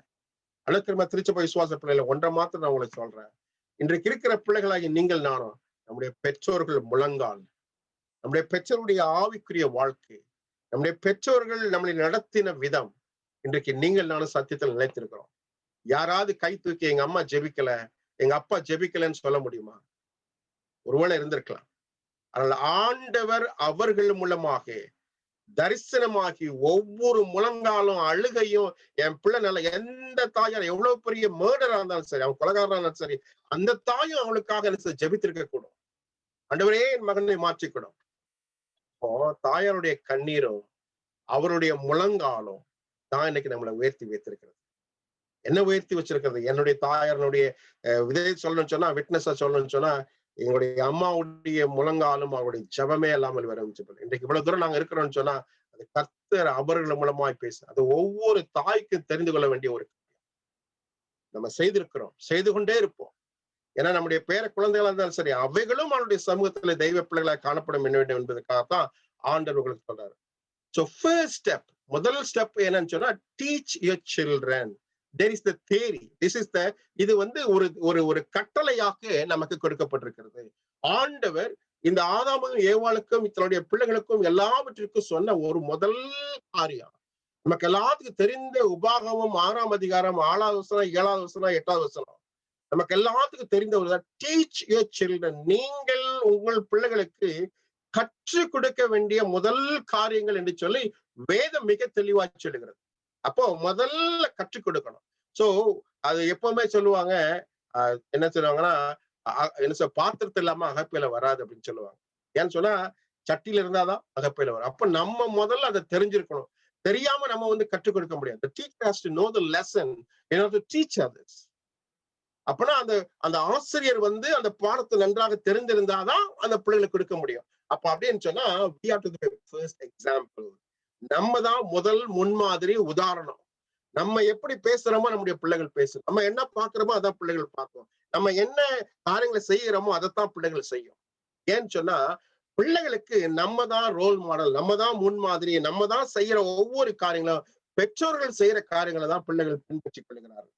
அதுக்கு பிறகுதான் வேற காரியங்கள் இருக்குது. ஏன்னா அந்த 3 வயசு வரைக்கும் அந்த குழந்தையை பண்படுத்துகிறதும் பராமரிப்பதும் அதுக்கு வேண்டிய எல்லா தேவைகளை செய்யறது யாருன்னு சொன்னா பெற்றோர்கள். அப்ப பெற்றோர்களாகி நீங்களும் நானும் நம்ம என்ன சொன்னா பிள்ளைகளுக்கு என்னத்தை கற்றுக் கொடுக்கிறோம் என்பதை மிக ஞானமாக கற்றுக்கொள்ள வேண்டும். ஒன்னே ஒண்ணு சொல்லுறேன், நம்ம வளர்ந்த விதம் வேற, நம்ம வளர்க்கிற விதம் வேற. நம்ம வளர்ந்த விதம் வந்து என்ன செய்ய சொன்னா எப்படி இல்லாம கஷ்டப்பட்டு நஷ்டப்பட்டு அங்க போய் இங்க போய் பாடுபட்டு அதை செய்து இதை செய்து எப்படியே தத்தி தவழி என்ன சொன்னா ஆள்களை மூழ்கின மாதிரி தத்தளித்து அப்படியே நம்ம பாடத்தை கற்றுக்கொண்டோம். அப்படியே மேல எப்படியோ கடைசியில கர்த்தர் ஆசீர்வதித்தா நம்ம மேல வந்துட்டோம். ஆனா இன்றைக்கு நம்முடைய பிள்ளைகள் எல்லாவற்றையும் மறந்திருக்கலாம். ஆனா அது வளர்க்க முடியாத சிரமங்கள் எவ்வளவு இருக்குதுன்னு சொல்லி என்னுடைய காரியத்தை என்னுடைய வாழ்க்கையில இருந்து நான் சொந்த அனுபவத்துல இருந்து நிறைய காரியங்களை சொல்ல முடியும். நான் வளர்ந்த விதம் வேற, என்னுடைய பிள்ளைகளை நான் வளர்க்கிற விதம் வேற. ஏன்னு சொன்னா வேற சூழ்நிலைகள், வேற கல்ச்சர், வேற ட்ரெஸ், வேற மாடர்ன் வேர்ல்டு, அது மாத்திரமல்ல கேட்ஜெட்ஸ் உலகம். இந்த உலகத்தினுடைய ஒவ்வொரு காரியங்களை பார்க்கும் பொழுது எப்படி இந்த குழந்தைகளை வளர்க்க போறோம்னு சொல்லி அல்லாடி கொண்டிருக்கிற சூழ்நிலை தான் ஆண்டவர் ஆவியானவர் மூலமாக நமக்கு சொல்லுகிற இந்த மேன்மையான சத்தியம். இந்த சத்தியத்தை பிடித்துக் கொள்வோம் என்று சொன்னால் நிச்சயமா கர்த்தர் நமக்கு என்ன செய்வாரை, அவர்களை நன்மையாய் செய்து காட்டுவார். இந்த சூழ்நிலையில வளர்க்க முடியாத ஒன்று. அப்படி வளர்க்க முடியாது இருந்தா நமக்கு வந்து பிள்ளைகளை கொடுக்க மாட்டார் ஆண்டவர். அது ஆண்டவர் கொடுக்கிறார் என்று சொன்னால் God knows our potential. எந்தற்கு எத்தனை தாளந்து போதும் அப்படின்னு சொல்லி ஆண்டவர் அறிந்திருக்கிறார்.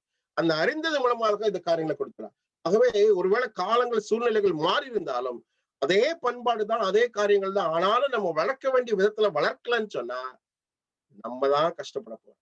அதைத்தான் ஆண்டவர் சொல்றாரு, நீ உன் பிள்ளைகளுக்கு கருத்தாய் போதித்து, teach them diligently. கருத்தாய் போதிக்கணும். நீ படுத்திருக்கும் பொழுதும் எழுந்திருக்கும் பொழுதும் வழி நடத்திருக்கும் பொழுதும் நினைச்சு அவங்களை குறித்து பேசு. நான் பெருமைக்காக சொல்லல, என்னுடைய சாட்சிக்காக நான் சொல்லுகிறேன். என்னுடைய மகள் சின்ன மக படுக்க போறதுக்கு முன்னாடி நான் எல்லா கதையும் ஒவ்வொன்றாக வேதத்தினுடைய அடிப்படையில எல்லா ஸ்டோரிஸும் அவளுக்கு சொன்னேன். அதே மாதிரி அவ தூங்குவமான தோல்ல தான் போட்டுட்டு அவளை நினைச்சு வேணா பாட்டு பாடிட்டே தூங்க வைப்பேன். திருப்பாத நம்பி வந்தேன், தேவனை நான் உமது அண்டையில், இத மாதிரி இயேசுவை பழைய பாடல்கள், நிறைய பாடல்கள். அது மாத்திரமல்ல நம்முடைய இந்த சியோன் இணைக்குது எல்லாவற்றையும் அவளுக்கு வந்து இன்னைக்கு அவ ஒருவேளை இந்த சூழ்நிலை இருந்தாலும் she knows all the songs, all the stories of the Bible. I'm not very ashamed to say that, but I'm very proud to say this. ஏன்னு சொன்னா ஆண்டவரை குறித்து நம்ம கற்றுக் கொடுப்போம் என்று சொன்னால் அந்த சிறு வயசுல அவங்களுக்கு கற்றுக் கொடுத்துட்டோம்னு சொன்னா they're like a sponge. அவங்க ஒரு பஞ்சை போல அவங்ககிட்ட போய் அந்த தண்ணியை ஊத்தாச்சுன்னு சொன்னா அப்படியே அமைத்து பிடிச்சுக்குவாங்க. ஆகவே நீங்கள் நானும் கற்றுக் கொடுக்க வேண்டியதை கற்றுக் கொடுக்க வேண்டும். அவருக்கு சொல்லிக் கொடுக்க வேண்டியது சொல்லிக் கொடுக்கணும். சொல்லிக் கொடுக்கலன்னு சொன்னா நம்முடைய தப்பு. அதான் சொல்றாரு, நீ உன் பிள்ளைகளுக்கு என்ன செய்ய போதி. It's our responsibility to teach them. அவருக்கு சொல்லிக் கொடுக்க வேண்டியது நம்முடைய கடமை. ஏன்னு சொன்னா அந்த பெரிய பொறுப்பை ஆண்டவர் நமக்கு கொடுத்திருக்கார் பெற்றோர்களாகி நமக்கு. அதை நம்ம தவறணும்னு சொன்னா நம்ம பிள்ளைகளை கைவிட்டுட்டோம், அவங்களை வழி விலகி விட்டுட்டோம் அப்படிங்கிறது நம்முடைய பொறுப்பு. ஏன்னா ஆண்டவர் நமக்கு ஒரு பொக்கிஷத்தை கொடுத்திருக்கிறார். When the gift comes, it comes with very value. ஒரு பெரிய கிஃப்ட் நமக்கு கொடுக்கப்பட்டிருக்கிறோம். அந்த கிஃப்ட் வந்து நமக்கு கொடுக்கப்பட்டிருக்கிற அது வெகுமதி, வெகுமதி. அந்த வெகுமதியை நம்ம பாதுகாத்துக் கொள்ளணும்னு சொன்னா there is no sentimental behind. அதுதான் இல்லை அப்படின்னு சொல்லி நம்ம பார்க்கிறோம். அப்போ ஆண்டவர் சொல்றாரு, என்ன செய்யி, படுத்திருக்கும் பொழுதும் எழுந்திருக்கும் பொழுதும் நடக்கும் பொழுது கற்றுக்கொடு. கையை பிடிச்சி ஸ்கூலுக்கு கூட்டு போகும்போது சொல்லுங்க, படுத்திருக்கிற பொழுது சொல்லுங்க, எழுந்திருக்கும் பொழுது சொல்லுங்க. இது வந்து நமக்கு ஆண்டவர் கொடுக்கிற ஒரு ஆலோசனை. அதை நம்ம தவறவே கூடாது என்பதை நாம் அறிந்திருக்கிறோம். ஏன்னு சொன்னா ஆண்டவர் வந்து இந்த காரியத்தை என்ன சொன்னா இஸ்ரவேல் ஜனங்களுக்கு சொன்ன, நீ உன் பிள்ளைகளுக்கு சொல்லு, அது அவனுடைய பிள்ளைகளுக்கு சொல்லட்டும். அப்படி சொல்லும் பொழுதுதான் இந்த காரியங்கள் இருக்கணும். ரொம்ப மன வருத்தமான காரியங்க. இந்த யுகத்தில் வாழும் பொழுது ரொம்ப மன வருத்தம். என்ன மன வருத்தம்னு சொன்னா, இங்க இருந்து தான் நிறைய மிஷினரிஸ் போனாங்க, உலகம் எங்கும் போனாங்க. நிறைய தன்னுடைய தியாகத்தையும் குடும்பத்தையும், வில்லியம் கேரிலாம் அவர் 5 மாச குழந்தை கப்பல்ல போகும்பொழுது 5 மாச குழந்தை, அந்த குழந்தை இறந்து போச்சு, அடக்கம் பண்றதுக்கு இடம் இல்லை. அந்த வில்லியம் கேரியும் அவன் மனைவியும் அந்த 5 மாச குழந்தைய தூக்கி கடல்ல போட்டுட்டு போனாங்க. 5 மாச குழந்தை. அங்கேயும் போய் மனைவி சாகுற வரைக்கும் அவர் 5 வருஷம் இந்தியா விட்டு திரும்பவே இல்லை. ஆண்டவருக்கென்று ஊழியம் செய்தார். அப்படியெல்லாம் இந்த தேசம் இருந்துச்சு. ஆனா இன்னைக்கு என்ன தெரியுங்களா? They forgot to pass on to their children. அத அவருடைய பிள்ளைகளுக்கு சொல்லிக் கொடுக்க மறந்ததுனால இந்த தேசம் இன்னைக்கு சீர்கெட்டு இருக்கிறது. சில நேரம்லாம் யோசிப்போம், ஏண்டா அப்படின்னு சொல்லி. அப்படிப்பட்ட சூழ்நிலைகள் இந்த உலகத்திலே காணப்படுகிறது. ஆனாலும் அந்த சூழ்நிலைகள் மத்தியில் நம்முடைய பிள்ளைகள் காக்கப்படுகிறார்கள் என்று சொன்னால் நாம் சொல்லிக் கொடுக்கிற கற்றுக் கொடுக்கிற பாடம். Never, never, ever fail to teach your children. ஒரு காலகட்டத்தில் தயவு செய்து நீங்க என்ன செய்ய, உங்களுடைய பிள்ளைகளுக்கு கற்றுக் கொடுக்க மறந்தே விடாதீர்கள். அதுதான் இருக்கிறதுல பெரிய தப்பு. ஆணுடைய வார்த்தை நீங்கள் போதிக்க வேண்டியது அவருடைய கடமை, நம்முடைய கடமை. எனக்கெல்லாம் நல்லா ஞாபகம் இருக்குது, எத்தனை பேர் இங்க இருக்கிறேன்னு தெரியாது. நான் வந்து போர்டிங் ஸ்கூல்ல தான் படித்தேன். வேங்கூர்ல படித்தேன், பின்ன பிரகாசபுரத்துல படித்தேன், அப்புறம் வந்து குடியாறுல படித்தேன், அப்புறம் ஸ்பைசர்ல படித்தேன். எங்களுக்கெல்லாம் வந்து இன்னும் எனக்கு வந்து அந்த சின்ன வயசுல சொல்லிக் கொடுத்த எல்லா பாடல்கள் ஞாபகம் இருக்குது, எல்லா கோரஸ். அந்த கோரஸ் எல்லாம் வந்து இன்றைக்கு என்னுடைய வாழ்க்கையில மனப்பாட வசனம் அந்த காரியங்கள்லாம் இருக்குன்னு சொன்னா அதெல்லாம் வந்து எனக்கு என்ன சொன்னா அந்த காலகட்டத்துல கற்றுக் கொடுத்தது. அது இன்றைக்கு எனக்கு ஞாபகம் இருக்கு. ஆகவே never ever fail to teach your children. ஒரு காலம் மறந்துடாதீங்க. ஆண்டவர் நமக்கு சொல்லி லைன்ல நிக்கணும். மனப்பாட வசனம் சொல்லணும்னா சாப்பாடு கிடையாது. இன்னைக்கு நம்முடைய பிள்ளைகளை அப்படி வளர்க்கிறோமா? இல்லையே. அல்லது செய்யலாம், நீங்க நிறைய பெற்றோர், அது நல்லது. That's what God, அதுதான் கடவுள் நமக்கு சொல்ற ஒரு காரியம். அதான் இன்ஸ்ட்ரக்ஷன்ஸ். இரண்டாவது, அதே அவன் சரி கையின் மேல் அடையாளமாக கட்டிக்கொள்ளவும் அவைகள் உன் கண்களுக்கு நடுவாக ஞாபகக்குறியாக இருக்க கடவுது. எதை? கர்த்தர் கொடுத்த கமாண்ட்மெண்ட்ஸ், அவருடைய கற்பனைகள், அவருடைய கொடுக்கிற ஒவ்வொரு பவுண்டரி. அந்த பவுண்டரிக்குள்ளதான் நம்ம வந்து நம்ம குழந்தைகளை வளர்க்கணும். அந்த பவுண்டரியை விட்டு வெளியே வந்துட்டாங்கன்னு சொன்னா நிறைய எக்ஸ்போஷர். இன்றைக்கு இருக்கிற சூழ்நிலை எக்ஸ்போஷரை மாதிரி வேற இதே கிடையாது. They are very forward. our children are very forward. நம்ம தெரிஞ்ச நம்ம வந்து தெரியறதுக்கு 30 வயசு ஆச்சு, ஆனா அந்த 6 வயசுல எல்லாம் தெரிஞ்சிருது அந்த குழந்தைங்க. கேஜெட்ஸ்ல இருந்து இன்னைக்கு கேஜெட்ஸ் எல்லாம் வந்து அவங்ககிட்ட இருந்தா நம்ம நிறைய கற்றுக்கொண்டோம். ஜூம்ல எல்லாம் சில நேரத்துல வந்து இது செய்யணும் அதை செய்யணும்னு சொன்னா என்னுடைய பிள்ளைகளை கூப்பிட்டு சொல்லலாம், இது எப்படிமா போடுறது, இது அப்படி அளவுக்கு அவர்கள் they are just so forward. அவங்க அந்த அளவுக்கு முன்னேற்கிறாங்க. ஆனா ஆண்டு சொல்ற அந்த மத்தியில நிலசை அவர்களுக்கு கையின் மேல அடையாளமா கட்டு. இன்னைக்கு காப்பு போடுறாங்க, அதை போடுறாங்க, இதை போடுறாங்க, அது செய்யறாங்க, இது செய்யறாங்க. ஆண்டு சொல்றாரு, நீ அவர்களை கெட்டு கண்ணுக்கு நடுவுல குறிவாக இருக்கட்டும், அவர் ஞாபகமா இருக்க கிடையாது. வாலிப பிள்ளைகளுக்கு நீங்க சொல்லி கொடுக்க வேண்டியது நம்முடைய கடமை. அவர்களுக்காக முழங்கால் போட்டு 4 மணிக்கு எந்திரிச்சு ஜெபமணி அழுது, ஆண்டவரே என்னுடைய பிள்ளைகளை இந்த விதமாக வளர்க்க வேண்டும் என்பது எனக்கு ஞானத்தை தாரும், அறிவை தாரும் தகப்பனே, எனக்கு பலத்தை தாரும், சமாதானத்தை தாரும், ஆண்டவரே பொறுமையை தாரும் என்று சொல்லி நம்ம ஆண்டவரை நோக்கி ஜெபிக்கவில்லை என்று நமக்கு கொடுத்த அந்த பொறுப்பை நம்ம தவறிவிட்டோம். அட சொல்றாரு, அவைகளை உன் வீட்டு நிலைகளிலும் உன் வாசல்களிலும் எழுதுவாயாக. இதெல்லாம் நீ என்ன செய்ய, சுத்தி எழுதி வை. அவர்கள் கண்கள் பார்க்கும் பொழுது பார்க்கட்டும், காதுகள் கேட்கும் போது கேட்கட்டும், வாசிக்கும் போது வாசிக்கட்டும். அவளை சொல்லிக் கொடுக்க வேண்டியது நம்முடைய கடமையாக இருக்கிறது. It's a theory that we have to teach them. No matter what, என்ன வந்தாலும் சரி, என்ன காரியங்கள் இருந்தாலும் சரி, நம்ம சொல்லிக் கொடுக்க வேண்டிய காரியத்தை நம்ம என்ன செய்யணும், அவர்களுக்கு சொல்லிக் கொடுக்க வேண்டும் என்பதை ஆண்டவர் நமக்கு சொல்கிறார். மீண்டுமாக பார்க்கும் பொழுது நேரங்கள் காலங்கள் கடந்து போகுது. நிச்சயமாக ட்ரெயின் யுவர் சைல்ட். முதல்ல சொன்ன டீச் யுவர் சைல்ட். டீச் அப்படிங்கிறது வந்து கேரி. ட்ரெயின் அப்படின்னு சொன்னா அவங்களுக்கு கற்றுக் கொடுக்க வேண்டும். இப்போ நிறைய பேர் நமக்கு வந்து தெரியும், டீச்சர்ஸ் ட்ரைனிங் அல்லது வகுப்புல ட்ரைனிங் அல்லது பிராக்டிக்கல் தனியா இருக்குது, தியரி தனியா இருக்குது. படிக்கிற பிள்ளைகளுக்கு, பெற்றோர்களுக்கு நமக்கும் அப்படிப்பட்ட காரியங்கள் இருக்குது. இதெல்லாம் வந்து நமக்கு என்னத்தை சொல்லி தருதுன்னு சொன்னா, we have to train our children. அவங்களுக்கு என்ன செய்யணும் சொன்னா நடக்க வேண்டிய வழிகளை காட்ட வேண்டும்.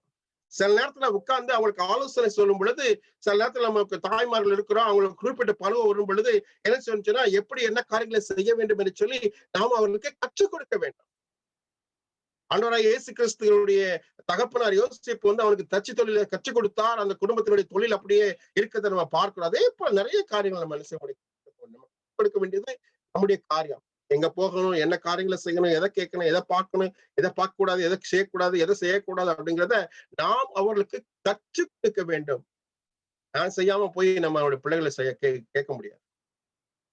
நான் இதைத்தான் செய்யணும்னா இதைத்தான் செய்யணும். அப்படி செய்யும் பொழுதுதான் நம்முடைய பிள்ளைகள் அதில் நடப்பார்கள். இப்ப நம்மளே ஒரு தப்பு செஞ்சுட்டு நம்முடைய பிள்ளைகளை செய்யாம இருக்குமா? இருக்கா? ஏன்னா நம்ம முன்மாதிரியா இல்லை. அப்ப ஆண்டவர் சொல்றாரு, ட்ரெயின் யுவர் சில்ட்ரன். நீ அவளுக்கு என்ன செய்யணும் சொன்னா கற்றுக் கொடு. என்ன காரியம் வந்தாலும் கற்றுக் கொடு. ஹோம்ஒர்க் தெரியலையா, உட்கார்ந்து அவர்களை பக்கத்துல உட்கார்ந்து நீங்க ஆலோசனையாக அவளுக்கு வேண்டிய காரியங்களையோ அல்லது கிளீன் பண்ற காரியங்களையோ அல்லது நடக்கிற காரியங்களையோ அல்லது செய்யற காரியங்களையோ அல்லது படிக்கிற காரியங்களிலோ எதா இருந்தாலும் சரி உட்கார்ந்து கற்றுக் கொடுக்க வேண்டியது நம்ம கடமை. அந்த காலத்துல எல்லாம் குடும்ப தொழில்னு ஒண்ணு இருக்கும். அந்த குடும்ப தொழில வந்து தன்னுடைய பிள்ளைகளுக்கு எப்படியாவது கற்றுக் கொடுத்துக்கணும்னு சொல்லிட்டு அவங்க வந்து பரம்பரையா அந்த தொழில் அப்படியே போயிச்சே இருக்கும். 3ஆம் தலைமுறை 4ஆம் தலைமுறைக்கு அவங்க கற்றுக் கொடுக்குறாங்க. தொழிலுக்கே அந்த காரியம் சொன்னா ஆவிக்குரிய வாழ்க்கையில நாம் என்னத்தை கற்றுக் கொடுத்திருக்கிறோம்? ஆண்டவர் கருமையா திருச்ச போய் சுவாசப்பிள்ளைல ஒன்றை மாத்திர சொல்றேன். இந்த உலகத்துல என்ன கொடுக்குறீங்களோ கொடுக்கலையோ, நம்முடைய பிள்ளைகளுக்கு நாம் ஆண்டவர் கொடுக்கிற பொக்கிஷங்களை அந்த பரலோகத்தை வெகுமதியாக கொடுக்கவே என்று சொன்னால் we forgot to train them. நம்ம என்ன செஞ்சிட்டோம்? அவர்களை கற்றுக் கொடுப்பதற்கு மறந்து போயிடும். ஆகவே நாம் அதை கற்றுக் கொடுக்க வேண்டியது அவருடைய பிள்ளை. ஆண்டவனை நான் நடக்க வேண்டிய வழியிலே நடத்து, அவன் முதிர் வயதானாலும் அதை விடாது இருப்பான். எத்தனை பேர் வழி தப்பி போயிருக்கிறாங்க. ஆனா கடைசியில் என்ன செய்வாங்க? குத்தி கட்டி போய் திரிஞ்சு அலைஞ்சு மறுபடியும் என்ன செய்வான்னு சொன்னா ஆண்டவரேன்ட்டுதான் வருவான். ஏன்னு சொன்னா அவனுக்கு கொடுக்கப்பட்ட விதை அந்த மாதிரி, அவனுக்கு போடப்பட்ட ஃபவுண்டேஷன் அந்த மாதிரி, அஸ்திபாரம் அந்த மாதிரி. அதனால அவன் எவ்வளவு தூரம் போனாலும் சரி, அவன் எவ்வளவு பாவத்துக்கிட்ட வாழ்ந்தாலும் சரி, அவனுடைய இக்கட்டுல இருந்தாலும் சரி, கடைசியா வந்து நிற்கிற ஒரு காலகட்டம் எங்கன்னு சொன்னா அவனுடைய வாழ்க்கையினுடைய வீடாக இருக்கும். அவனுடைய கதை அதைத்தான். ஆனாலும் ஆண்டவர் சொல்றாரு, கற்றுக் கொடுக்க வேண்டியது நீ செய்ய தவறணும்னு சொன்னா நம்ம தான் பொறுப்பு. ஆகவே teach your children, train your children அப்படி சொல்லி வேதம் நமக்கு சொல்லுகிறது.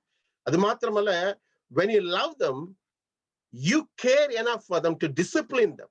அததான் நம்ம வேதத்துல வேத வாசிப்பாய் வாசிக்க கேட்டோம். ஏன்னு சொன்னா யாரு தன்னுடைய பிள்ளைகளை நேசிக்கிறாரோ அந்த பிள்ளைகளை பெற்றோராகிய நாம் சிக்ஷிக்கிறோம். ஏன் என்று சொன்னால் அவைகளுடைய பிள்ளைகளுடைய சரிதான வழிநடத்தல் நம்முடைய கையில் இருக்கு. நம்ம டிசிப்ளின் பண்ணலன்னு சொன்னா எப்பவுமே நம்ம சொல்றோம் தாயை போலதான். நேரத்துல சொல்லுவாங்க நம்ம ஊர்ல, உங்க வீட்டுல உன்னை எப்படி வளர்த்தாங்களோ தெரியல, அதனாலதான் நீங்க வந்து இந்த தவறு எல்லாம் செஞ்சுக்கிட்டு இருக்கிற அல்லது இந்த பாறையில செஞ்சு. ஏன்னு சொன்னா இதெல்லாம் வந்து நமக்கு கொடுக்கிற ஒரு காரியம் என்பதை நாம் நன்றாக அறிந்திருக்கிறோம் என்பதை நாம் தெரிந்து கொள்ள வேண்டிய ஒரு காலகட்டத்துல இருக்கிறோம். ஆகவே இதை புரிந்து கொள்வதற்காக ஆண்டவர் உங்களுக்கு எனக்கு கொடுக்கிற ஒரு உன்னதமான சத்தியம், teach, train, at the same time discipline them. ஒழுங்கை நம்ம என்ன செய்யணும்? கரெக்டா சொல்லணும். அப்படி இல்லைன்னு சொன்னா நம்ம என்ன செய்யறோம் சொன்னா தவறி விட்டோம். when we care for them with love, with kind words, அவளுக்கு அன்பான வார்த்தைகள் நம்ம என்ன செய்யணும்? சொல்ல வேண்டும். As simply said, spare the rod or spoil the child. டிசிப்ளினை நம்ம கற்றுக் கொடுக்கலன்னு சொன்னா அந்த குழந்தையை கெடுப்பது நாம தான் இருப்போம். ஒரு மனவேதனையோட சொல்றேன். இந்த நாட்டுல ஒரு நம்முடைய இந்தியன் குடும்பம் தான். அந்த அம்மா வந்து நல்ல ஒரு சைட் ப்ராக் மேனேஜர் அப்படின்னு சொன்னா நர்ஸுக்கு தலைமையான ஒரு பொறுப்புல இருக்கிறாங்க. அந்த அம்மாவுக்கு ஒரே குழந்தை தான். ரொம்ப ஆசபாசமா வளர்த்தாங்க. 2 பேருக்கு நல்ல சம்பளம், கிட்டத்தட்ட 60,000 70,000 ஒரு இதுக்கு வாங்குறாங்க. அவங்க 2 பேரும் வந்து சொன்னா ரொம்ப ஆடம்பரமான வாழ்க்கை. அந்த குழந்தைக்கு ஒரே ஒரு குழந்தை தான், 8ஆவதோ 9ஆவதோ படிக்குது. அந்த குழந்தைக்கு வேண்டிய எல்லாம் ஹாலிடே என்ன, கேஜெட்ஸ் என்ன, அந்த பெட்ரூம் என்ன வேணுமோ எல்லாம் கொடுத்தாங்க. எவ்ரிதிங். அவ நினைச்சதெல்லாம் வாங்கினா, செஞ்சதெல்லாம் செஞ்சா. அவ்வளவு ஆசபாசமா அந்த குழந்தைய வாழ்த்தாங்க. அப்போ நீ இதுதாமா படிக்கணும் அப்படின்னு சொல்லிட்டு 9ஆம் வகுப்புல வந்து அவங்க வந்து என்ன செய்யறாங்கன்னு சொன்னா சாய்ஸஸ் ஹியர். நம்ம வந்து 10ஆவது படிக்க போகும்போது எப்படி நம்ம choice science group, maths group அப்படி எடுக்கிறோமோ அதே போல அந்த சாய்ஸஸ் வந்துச்சு இந்த குழந்தைக்கு. அப்ப இந்த அம்மா வந்து சொன்னாங்க, இல்லம்மா நீ மெடிசன் தான் படிக்கணும், இதுதான் வந்து உனக்கு நல்லது, இப்படிதான் போகணும் அப்படின்னு சொல்லிட்டு அந்த குழந்தைக்கு சொல்றாங்க. இந்த குழந்தை அதை ஏற்றுக்கொள்ளாம இப்போ என்ன செஞ்சுட்டான்னு சொன்னா, ஒரு லெட்டர்ல எழுதி போலீஸ்ட்ட கொடுத்துட்டான். இந்த மாதிரி என்னுடைய பெற்றோர்கள் வந்து ரொம்ப என்னை வந்து கட்டாயப்படுத்துறாங்க, இதுதான் படிக்கணும், இதுதான் செய்யணும்னு சொல்லிட்டு. வித்தின் 2 weeks அந்த போலீஸ் வந்து சோசியல் ஒர்க்கரை வச்சு அந்த குழந்தைய தூக்கிட்டு போய் என்ன செஞ்சாங்கன்னு சொன்னா, ஃபோஸ்டர் கேர், அதாவது இங்க வந்து பெற்றோர்களை விட்டுட்டு இன்னொருத்திட்ட போய் வாழணும். ஒரு குடும்பம் ஹாஸ்டல் மாதிரி இருக்கும், அந்த ஹாஸ்டல்ல போய் வாழணும். அதான் ஃபோஸ்டர் குடும்பம். என்ன மனவேதனை! அந்த அம்மா எனக்கு டிப்ரெஷன், அந்த ஐயா எனக்கு டிப்ரெஷன். என்ன பண்றதே தெரியல, திகைக்கிறாங்க, அழுறாங்க, விழுறாங்க, கதறாங்க. அவங்க செய்ய முடியாததெல்லாம் செஞ்சு பார்க்கறாங்க. அவங்கள கூப்பிட்டு பேசுறாங்க, இவங்கள கூப்பிட்டு பேசுறாங்க. போலீஸ் தரவே மாட்டேன்ட்டாங்க. தேவனுக்கு அருமையான விசுவாச பிள்ளைகளே, இது என்னோட ஒருவேளை அந்த குடும்பத்தினுடைய வாழ்க்கையா இருக்கலாம். இது நம்ம தூரத்துக்கு வர்றதுக்கு எவ்வளவு நேரம் ஆகும்? So discipline our children. நம்முடைய குழந்தைகள் நம்ம என்ன செய்யணுமா? அதை கற்றுக் கொடுக்க வேண்டும். சரி, the importance of knowing the ways of misbehavior or just the right behaviors. நம்ம அவங்களுக்கு வந்து என்ன செஞ்சோம்னா, ஒரு எப்படி அவங்க மிஸ்பிஹேவ் பண்றாங்க, ஏன் தவறா சில பிள்ளைகள் நடக்குது அப்படின்னு சொன்னா, their attention, the revenge, the power, the feelings.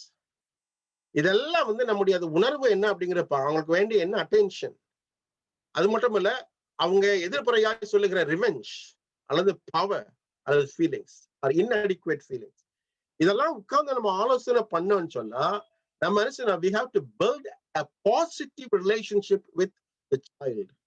நம்ம குழந்தைகிட்ட நம்ம என்ன செய்யணும், ஒரு பாசிட்டிவ் ஆட்டிடியூட், நம்ம வந்து ஒரு ஒரு ஒரு ஒரு ஒரு நல்ல விதமான ஒரு ரிலேஷன்ஷிப், நம்மளுடைய உறவை மேற்கொள்வதற்கு. என்னுடைய குழந்தை வந்து என்ன நம்பணும், எங்க போயிட்டு வந்தாலும் அந்த குழந்தை வந்து நான் இங்க போயிட்டு வந்தோமான்னு சொல்லணும். அந்த அளவுக்கு நம்ம ட்ரஸ்ட்டை உருவாக்கணும், நம்பிக்கையை உருவாக்கணும். உருவாக்கலன்னு சொன்னா, பயத்தை மட்டும் வச்சிருந்தான்னு சொன்னா, அந்த பயத்துல என்ன செய்ய அந்த குழந்தை வந்து உண்மையை பேசாது, பொய்ய சொல்லிடும். எங்க அம்மா அடிப்பாங்க திட்டுவாங்கன்னு சொல்லிட்டு பொய் சொல்லிட்டு, அப்படி இல்லை, எங்க அம்மா சொன்னாலும் அதை கேட்பாங்க, எங்க அப்பா இது சொன்னாலும் கேட்பாரு. அப்படிங்கிற உறவை நம்ம உருவாக்கலன்னு சொன்னா, அந்த ட்ரஸ்ட்டை நம்ம உருவாக்கலன்னு சொன்னா, we are spoiling them. அது மட்டும் இல்ல, ஒரு பயத்தை தான் வச்சிருக்கிறோம். அந்த பயம் வந்து என்ன சொன்னா, நாளைக்கு பொய்யையோ காரியங்களையோ செய்யறதுக்கு என்ன செய்யணும்னு சொன்னா வழிவகுத்துரும். ஆகவே ஆல்வேஸ் பில்ட் a relationship. நம்மளை வந்து அவங்க வந்து ஒரு ஃப்ரெண்டு மாதிரி பார்க்கணும். அதே சமயத்தில் there is a limit as parents. at the same time அதே மாதிரி என்ன செய்யணும்னு சொன்னா, அந்த உறவை நம்ம என்ன செய்யணும், பாதுகாத்துக் கொள்வோம். பாதுகாக்கலன்னு சொன்னா நம்முடைய குடும்பத்தில் நமக்கு என்ன செய்யாது, சமாதானம் இருக்காது. அதைத்தான் நம்ம வந்து சொல்றப்பா. So what is discipline about and what discipline is not about? Discipline அப்படின்னு சொன்னா என்ன, டிசிப்ளின் அல்லாதது என்ன அப்படிங்கறது வந்து நமக்கு சொல்லுகிற ஒரு காரியம் என்னன்னு சொன்னா, டீச்சிங் தம். நான் முதல்ல சொன்ன மாதிரி டீச்சிங் தான், அவர்களுக்கு கற்றுக் கொடுக்க. செட் பவுண்டரிஸ், இதுதாமா அப்படின்னு சொல்லி நமக்கு என்ன செய்யணும்னு சொன்னா, இங்கதான் போகணும், இங்கதான் வரணும், இதைதான் செய்யணும், இதைதான் செய்யணும் அப்படின்னு சொல்லி நமக்கு வந்து அவங்களுக்கு வந்து ஒரு காலகட்டத்தை வச்சிடணும். அவங்களுக்கு சுதந்திரம் கொடுக்கணும். அந்த சுதந்திரத்திலே நம்ம என்ன செய்யணும் சொன்னா, அவர்களுக்கு இதுதான் அப்படிங்கறத நம்ம என்ன செய்யணும், வச்சிடணும். அது மாத்திரமல்ல, கரெக்டிங் தம். தப்பு செய்யும் பொழுது அவளை தட்டி கேட்கலன்னு சொன்னா, நம்ம என்ன செஞ்சோம், அதுக்கு ஆமுன்னு சொல்லட்டும். அதை வந்து நம்ம ஆமுன்னு சொன்னதுனால அடுத்த தடவை துணிகரமா செய்ய ஆரம்பிச்சோம். ஸோ சின்னதுலயே என்ன செய்யுங்க, அந்த போட்டுருங்க. அதான் சொன்ன ஊர்ல சொல்லுவாங்க, 5 விளையாதது 50 விளையாது. 3 வயசுக்குள்ள அவர்களுக்கு என்னென்ன காரியம், 5 வயசு வரும் பொழுது they have to carry all the instructions, whatever you tell them. 5 instruction கொடுத்தாலும் 5 இன்ஸ்ட்ரக்ஷன் they should listen. மேல போமா, இது செய்யுமா, இது செய்யுமா, இது செய்யுமா, இது செய்யுமா, இது செய்யுமான்னு சொல்லிட்டு 5 இன்ஸ்ட்ரக்ஷன் கொடுக்கணும். அந்த 5 இன்ஸ்ட்ரக்ஷன் குழந்தை சரியா செஞ்சுச்சுன்னு சொன்னா, he is capable or she is capable. அதுதான் நமக்கு கற்றுக் கொடுக்கிற ஒரு காரியம். So respect. சில பிள்ளைகளுக்கு வந்து நம்ம மாடு பேய் காய் நாயின்னு திட்டுறது உண்டு. அப்படி இல்லை, அவங்களும் ஒரு உணர்வுள்ள ஒரு மகள் ஒரு மகன் அப்படிங்கறத வந்து நம்ம கனெக்ஷன் அவங்களுக்கு ரெஸ்பெக்ட் கொடுக்கணும். அவங்கள ஏதோ அப்படிங்கிற மாதிரி ட்ரீட் பண்ணக்கூடாது. ட்ரீட் பண்ணணும்னு சொன்னா அவங்களுக்கு என்ன செய்யுது, அதை வெறுப்பாயிரும். show them love, show them kindness, treat them with love. செய்யறோம் தாங்க, இல்லைன்னு சொல்லல அப்படின்னா.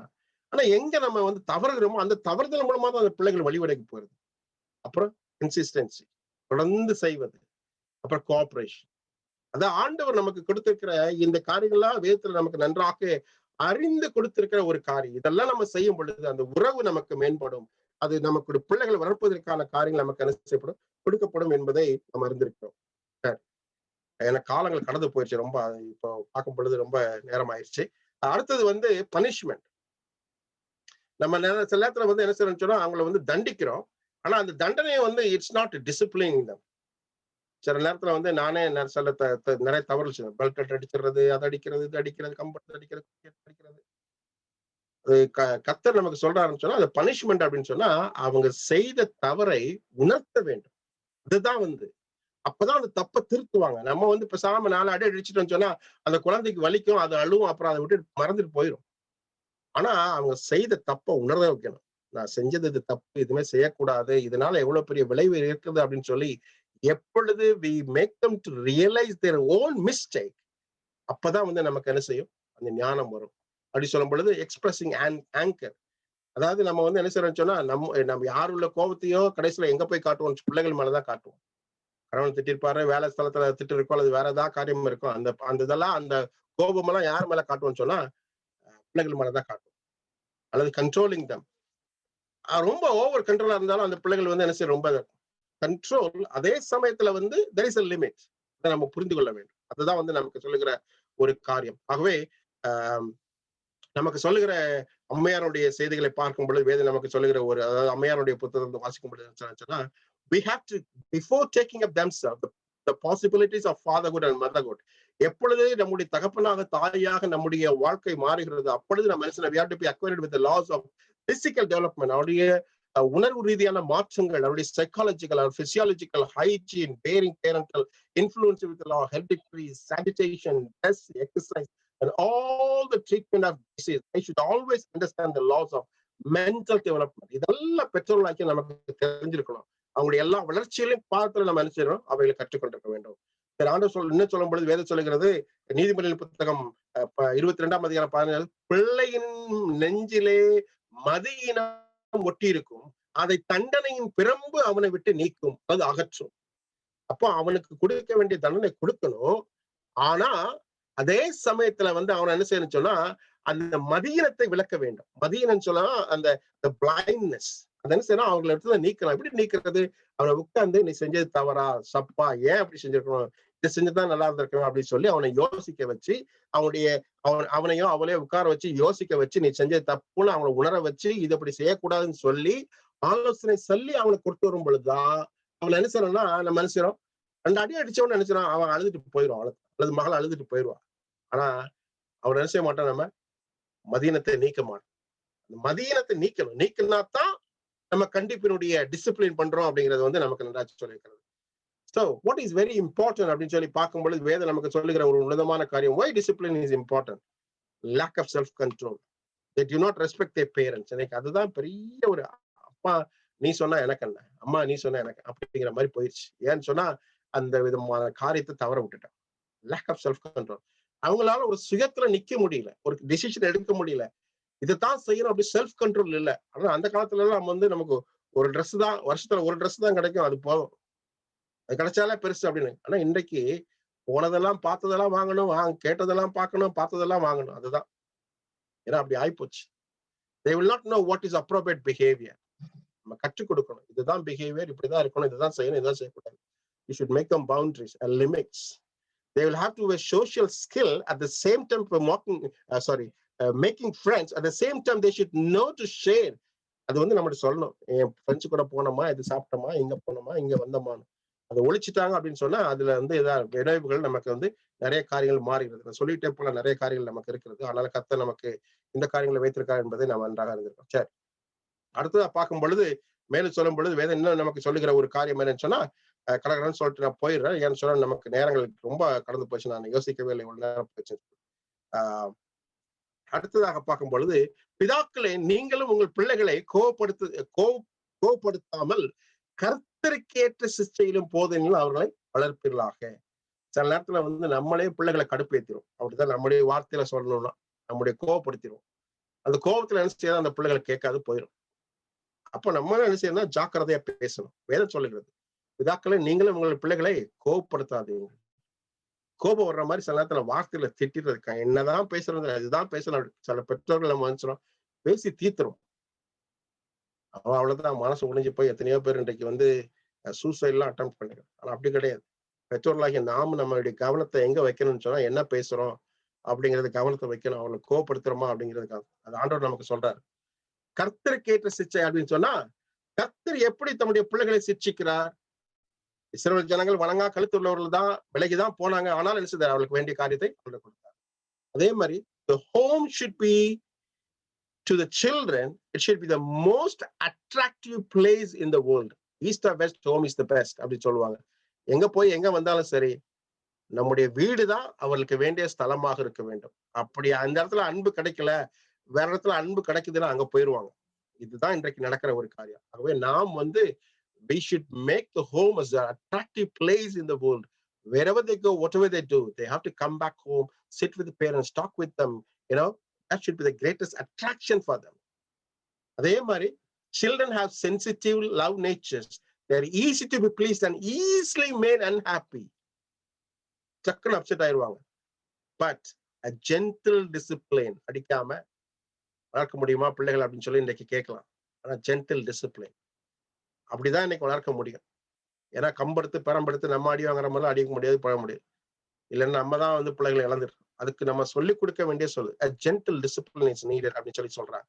என்ன சொல்ல போனா, the very best legacy parent can leave the children, the knowledge of useful labor and the example of life character. நம்முடைய வாழ்க்கை குணநலம் நம்மளுடைய பிள்ளைகளுக்கு அதை என்ன செய்யணுமா, ஒரு நித்தியமாக அது நம்ம கொடுக்கிற ஒரு பெரிய என்ன செய்யணுமா அதிகாரமா இருக்க வேண்டும். By such a life they show the true value of money that is only be appreciated for the good that will accomplish in revolving their own wants and necessities. இன்றைக்கு ரெண்டு காரியத்தை நம்ம கற்றுக் கொடுக்கிறோம். wants and necessities. எது தேவை, எது luxury. Mobile தேவை, நெசசிட்டி. ஒரு ஐபோன் 11 தான் வேணும், 12 தான் வேணும் அப்படின்னா அது லக்ஸரி. அப்போ நம்ம புரிஞ்சு அந்த பிள்ளைகளுக்கு கற்றுக் கொடுக்கணும். வேல்யூ ஆஃப் த மணி, காசு எங்க இருந்து வருது, எவ்வளவு கஷ்டப்படுறோம், அதுல எப்படி நம்ம அது வாங்க முடியும், எது வாங்க முடியாது அப்படிங்கிறது குடும்ப சூழ்நிலையை பிள்ளைகள் புரிந்து கொள்ள வேண்டும். அப்படி நம்ம சொல்லிக் கொடுக்கலன்னு சொன்னா, கற்றுக் கொடுக்கலன்னு சொன்னா நம்ம தான் தவறிட்டோம். ஆகவே நம்ம மனுஷன் அவைகளை கற்றுக் கொடுக்க வேண்டும் என்பது கர்த்தர் நமக்கு சொல்லுகிற ஒரு காரியம். அடுத்ததா சொல்லும் பொழுது கடைசியாக இது வேதம் நமக்கு உங்களுக்கும் எனக்கு சொல்லுகிற ஒரு காரியம். தேவன் இவர்களை யாவும் நமக்கு கற்றுக் கொடுத்திருக்கிறார். ஆகவே teach them, train them, at the same time mold them, create them in a shape of godliness. நிறைய காரியத்தை சொல்லிட்டே போலாம், எனக்கு நேரங்கள் இல்லை. ஆகவே இவைகளை சொல்லி நான் முடிக்க வேண்டும் என்று ஆசைக்கிறேன். ஆகவே கர்த்தர் நம்ம கொடுத்திருக்கிற இந்த திட்டத்தை வைத்து நம்முடைய பிள்ளைகளை சத்தியத்துல வளர்ப்போம். எது இருக்குதோ இல்லையோ சத்தியத்தை கொடுத்துருங்க. இந்த உலகத்திற்கு வேண்டிய எல்லா காரியங்களும் ஆண்டவர் ஆட்டோமேட்டிக்கா கொடுத்துருவார். சத்தியத்தை கற்றுக்கொண்ட பிள்ளைகள் முற்றுமாக மாறுவார்கள். அப்படிப்பட்ட ஆசீர்வாதங்களை கர்த்தர் உங்களுக்கு எனக்கு தருவாராக. ஆமென். பாஸ்டர் மாணிக்கம் ஜேக்கப் அவர்களுக்கு திருச்சபையின் சார்பாக மனமார்ந்த நன்றி தெரிவித்துக் கொள்கிறேன். அருமையான ஒரு ஆலோசனையை வேதாகமத்திலிருந்து நமக்கு பகிர்ந்து கொண்டார். உண்மையிலே அவர் சொன்ன ஒரு காரியம் என்னன்னு சொன்னா, நம் வளர்ந்த விதம் வேற, வளர்க்கப்பட விதம் வேறையா இருக்கிறது. இன்றைக்கு பல உதாரணங்கள் எடுத்துக்கொள்ளலாம். வேதாகமத்தில் உள்ள உதாரணத்தையும் சரி, நம்முடைய தினசரி வாழ்க்கையில் உள்ள உதாரணங்களும் சரி, இன்றைக்குள்ள பெற்றோர்கள் பிள்ளைகளுடைய உறவு எப்படிப்பட்டதா இருக்கிறது. இன்னைக்கு சிச்சிக்கும் பொழுது அதனுடைய விளைவுகள் தாறுமாறா இருக்கிறது. ஆனால் இருந்த போதிலும் அன்பானவர்களே, இந்த ஆலோசனைப்படி நமக்கு சற்று முன்பாக பகிர்ந்து கொண்ட போதகர் மாணிக்கம் ஜேக்கப் அவர்கள் மிகுந்த நன்றி தெரிவித்துக் கொள்ள கடமைப்பட்டிருக்கிறோம். இப்படிப்பட்ட ஒரு ஆலோசனைகள் நீங்கள் கற்றுக்கொள்ளலாம். ஆனா அன்பானவர்களே, நிஜ வாழ்க்கையில படித்தவைகளே காட்டிலும் நம்முடைய அனுபவ ரீதியில அது வேற மாதிரி தான் போய்கொண்டிருக்கிறது. இந்த தினத்துல நமக்கு இப்ப போன்ற ஒரு ஆலோசனைக்கு நமக்கு கொடுத்ததுக்காக கர்த்தரை நான் சோத்தரிக்கிறேன். இவ்வேளையிலே நாம் பாஸ்டர் மாணிக்கம் ஜேக்கப் அவர்கள் ஆசீர்வாத ஜெபத்தையும் இறுதி ஜெபத்தையும் ஏறெடுக்கும்படி தாழ்மொழி கேட்டுக்கொள்கிறேன். நாம் யாவரும் ஒரு கணம் தலை தாழ்த்தியிருந்தால் நாம் ஜெபத்துக்குள்ளாய் கடந்து போகலாம். இந்த கூட்டத்தை ஒரு முடிவு கொண்டு வருவோம். ஜெபம் செய்வோம். மகா உன்னதங்களில் வாசமா இருந்து பூமியின் மண்மக்களை கண்ணோக்கி பார்க்கிற அருமை தகப்பனே, இந்த அருமையான வேலைக்காய் நன்றி செலுத்துகிறோம். ஆண்டவரே, நீர் உங்களுடைய வேத வசனங்கள் மூலமாக நீர் எங்களுக்கு கொடுத்த ஆலோசனைக்காய் முக்கடான கூடி சோஸ்திர தகப்பனே. பிள்ளைகள் கிடைப்பது எத்தனை ஆசீர்வாதம், எத்தனை பாக்கியம், எத்தனை மேன்மை, எத்தனை சந்தோஷம் தகப்பனே. இந்த உலகத்துல வாழுகிற எங்களுக்கு இப்படி பெரிய பொக்கிஷத்தை கொடுத்திருக்கிறார், அது பொறுப்பினையோடு கொடுத்திருக்கிற தகப்பனே. நீர் வரும் பொழுது இந்த பிள்ளைகளை நாங்கள் பரலோகத்திலே கொண்டு வந்து ஆண்டவரே நீர் எங்களுக்கு கொடுத்த அந்த அருமையான கற்பத்தின் கனிகளை உடைய சமூகத்தில் ஒப்புக் கொடுக்கிறோம் என்று சொல்லி தேவனுக்கேற்ற செய்கிறோம். தேவனுக்கேற்ற ஊழியத்திலும் சத்தியத்திலும் சபையிலும் உண்மையும் உத்தவமாய் ஜீவிக்க வளர்க்க தேவனே எங்களுக்கு வேண்டிய ஞானத்தையும் அறிவையும் கல்வியும் எங்களுக்கு தாரும் தகப்பனே. உண்மையில்லாமல் இடத்துல போவோம் ஆண்டவரே. உங்களுடைய பிள்ளைகளாய் எங்களுக்கு அந்த வேண்டிய குணலட்சங்களை நாங்கள் அதை பிரதிபலிக்கவும், எங்களுடைய பிள்ளைகள் அதை கற்றுக்கொள்ளவும், அதற்கேற்றவாறு நாங்கள் வாழ தேவனை கிருபை செய்யும். எல்லாவற்றுக்கும் மேலாய் தகப்பனே உங்களுடைய சமூகத்தில் எங்களை முற்றுமாய் தாழ்த்துகிறோம், ஒப்புக் கொடுக்கிறோம். ஒருவேளை குற்றங்கள், பாவங்கள், மீறுதல்கள், உமக்கு விரோதமான செயல்கள், சிந்தனைகள், வைராக்கியமான காரியங்கள் இருக்கும் என்று சொன்னார். ஒரு விசை தயவாக மன்னித்து பெருக்கமாய் ஆசீர்வதித்து முதுபலத்தோடு உங்களுடைய பாதத்திலே எப்பொழுது இருக்க தேவன் கிருபை செய்ய வேண்டுமாய் எங்கள் மீட்பெரும் எங்கள் இரட்சகருமாகிய இயேசு கிறிஸ்துவின் இன்ப நாமத்திலே நாங்கள் ஜெபிக்கிறோம் எங்கள் ஜீவன் உள்ள நல்ல தகப்பனே. ஆமென் ஆமென். என் ஆத்துமாவே கர்த்தரை ஸ்தோத்திரி, என் முழுவலுமே பரிசுத்த நாமத்தை ஸ்தோத்திரி. என் ஆத்மாவே கர்த்தரை ஸ்தோத்திரி. கர்த்தர் செய்த சகல உபகாரங்கள் எல்லாம் மறவாதிருங்க. ஆமென். ஆசீர்வாதத்தை சொல்லின்னு பார்த்தா கர்த்தராகிய இயேசு கிறிஸ்துவின் கிருபையும் பிதாவாகிய தேவனுடைய அன்பும் பரிசுத்த ஆவியின் சிநேகம் எடுத்துக்கிறோம். விசேஷமா இந்த இடத்துல வந்து கலந்து கொண்ட ஒவ்வொரு பிள்ளைகளோடும் கேட்ட வசனத்தோடும் உடைய சத்தியத்தோடும் இன்றும் என்றும் சதா காலம் இருப்பதாக. ஆமென் ஆமென். நன்றி நன்றி பாஸ்டர் மாணிக்கம் ஜேக்கப் அவர்கள் நமக்கு கொடுத்திருக்கிற இந்த நேரத்துக்காக தேங்க்யூ பாஸ்டர். கர்த்தர் உங்களை ஆசீர்வதிப்பாராக. இந்த வேலையை நாம் அறிவிப்பு கடந்து போய் இந்த கூட்டத்தை ஒரு முடி கொண்டு வருவோம். பிரதர் எட்வர்ட் அவர்கள் அறிவிப்பு செய்வார். தேவனுடைய நாமத்துக்கு மகிமை உண்டாவதாக. பாஸ்டர் மாணிக்கம் அவர் வந்து ரொம்ப அழகா ஆலோசனைகள் சொன்னார். பிள்ளையாண்டவனை நடக்க வேண்டிய வழியில் நடத்த அவன் முதிர் வயதிலும் அதை மறவாதிருப்பான் அப்படின்னு சொன்னாரு. நம்ம சொல்லி கொடுக்கறத மாத்திரம் இல்ல, ட்ரைனிங் பண்ணணும், அதுக்கு நம்ம தான் உதாரணமா இருக்கணும் அப்படின்னு நிறைய ஆலோசனைகள் நிறைய சொல்லிக்கிட்டே போனாரு. இது ஒரு நாள் சொல்லி கொடுக்குற ஆலோசனைகள் கிடையாது, நிறைய நாட்கள் பண்றதுதான். நமக்கு அழகா அதை எப்படியோ எல்லா காரியத்தையும் சொல்லி முடிக்கணும்ட்டு எல்லாத்தையும் சொல்லிட்டாரு. இது கொஞ்சம் நேரானாலும் பரவாயில்ல, ரொம்ப நல்லா இருந்தது. இந்த ஆலோசனைகள்லாம் நமக்கு தேவை. இன்னைக்கு நம்ம பிள்ளைங்க எல்லாம் எப்படி வழி விலக்கி போயிருக்காங்க அப்படின்னு, கிறிஸ்தவ குடும்பத்துல நம்ம குடும்பத்துல பிள்ளைங்க எல்லாம் எப்படி போயிட்டு இருக்காங்கன்னு நமக்கு தெரியும். விசேஷமா வெளிநாட்டுல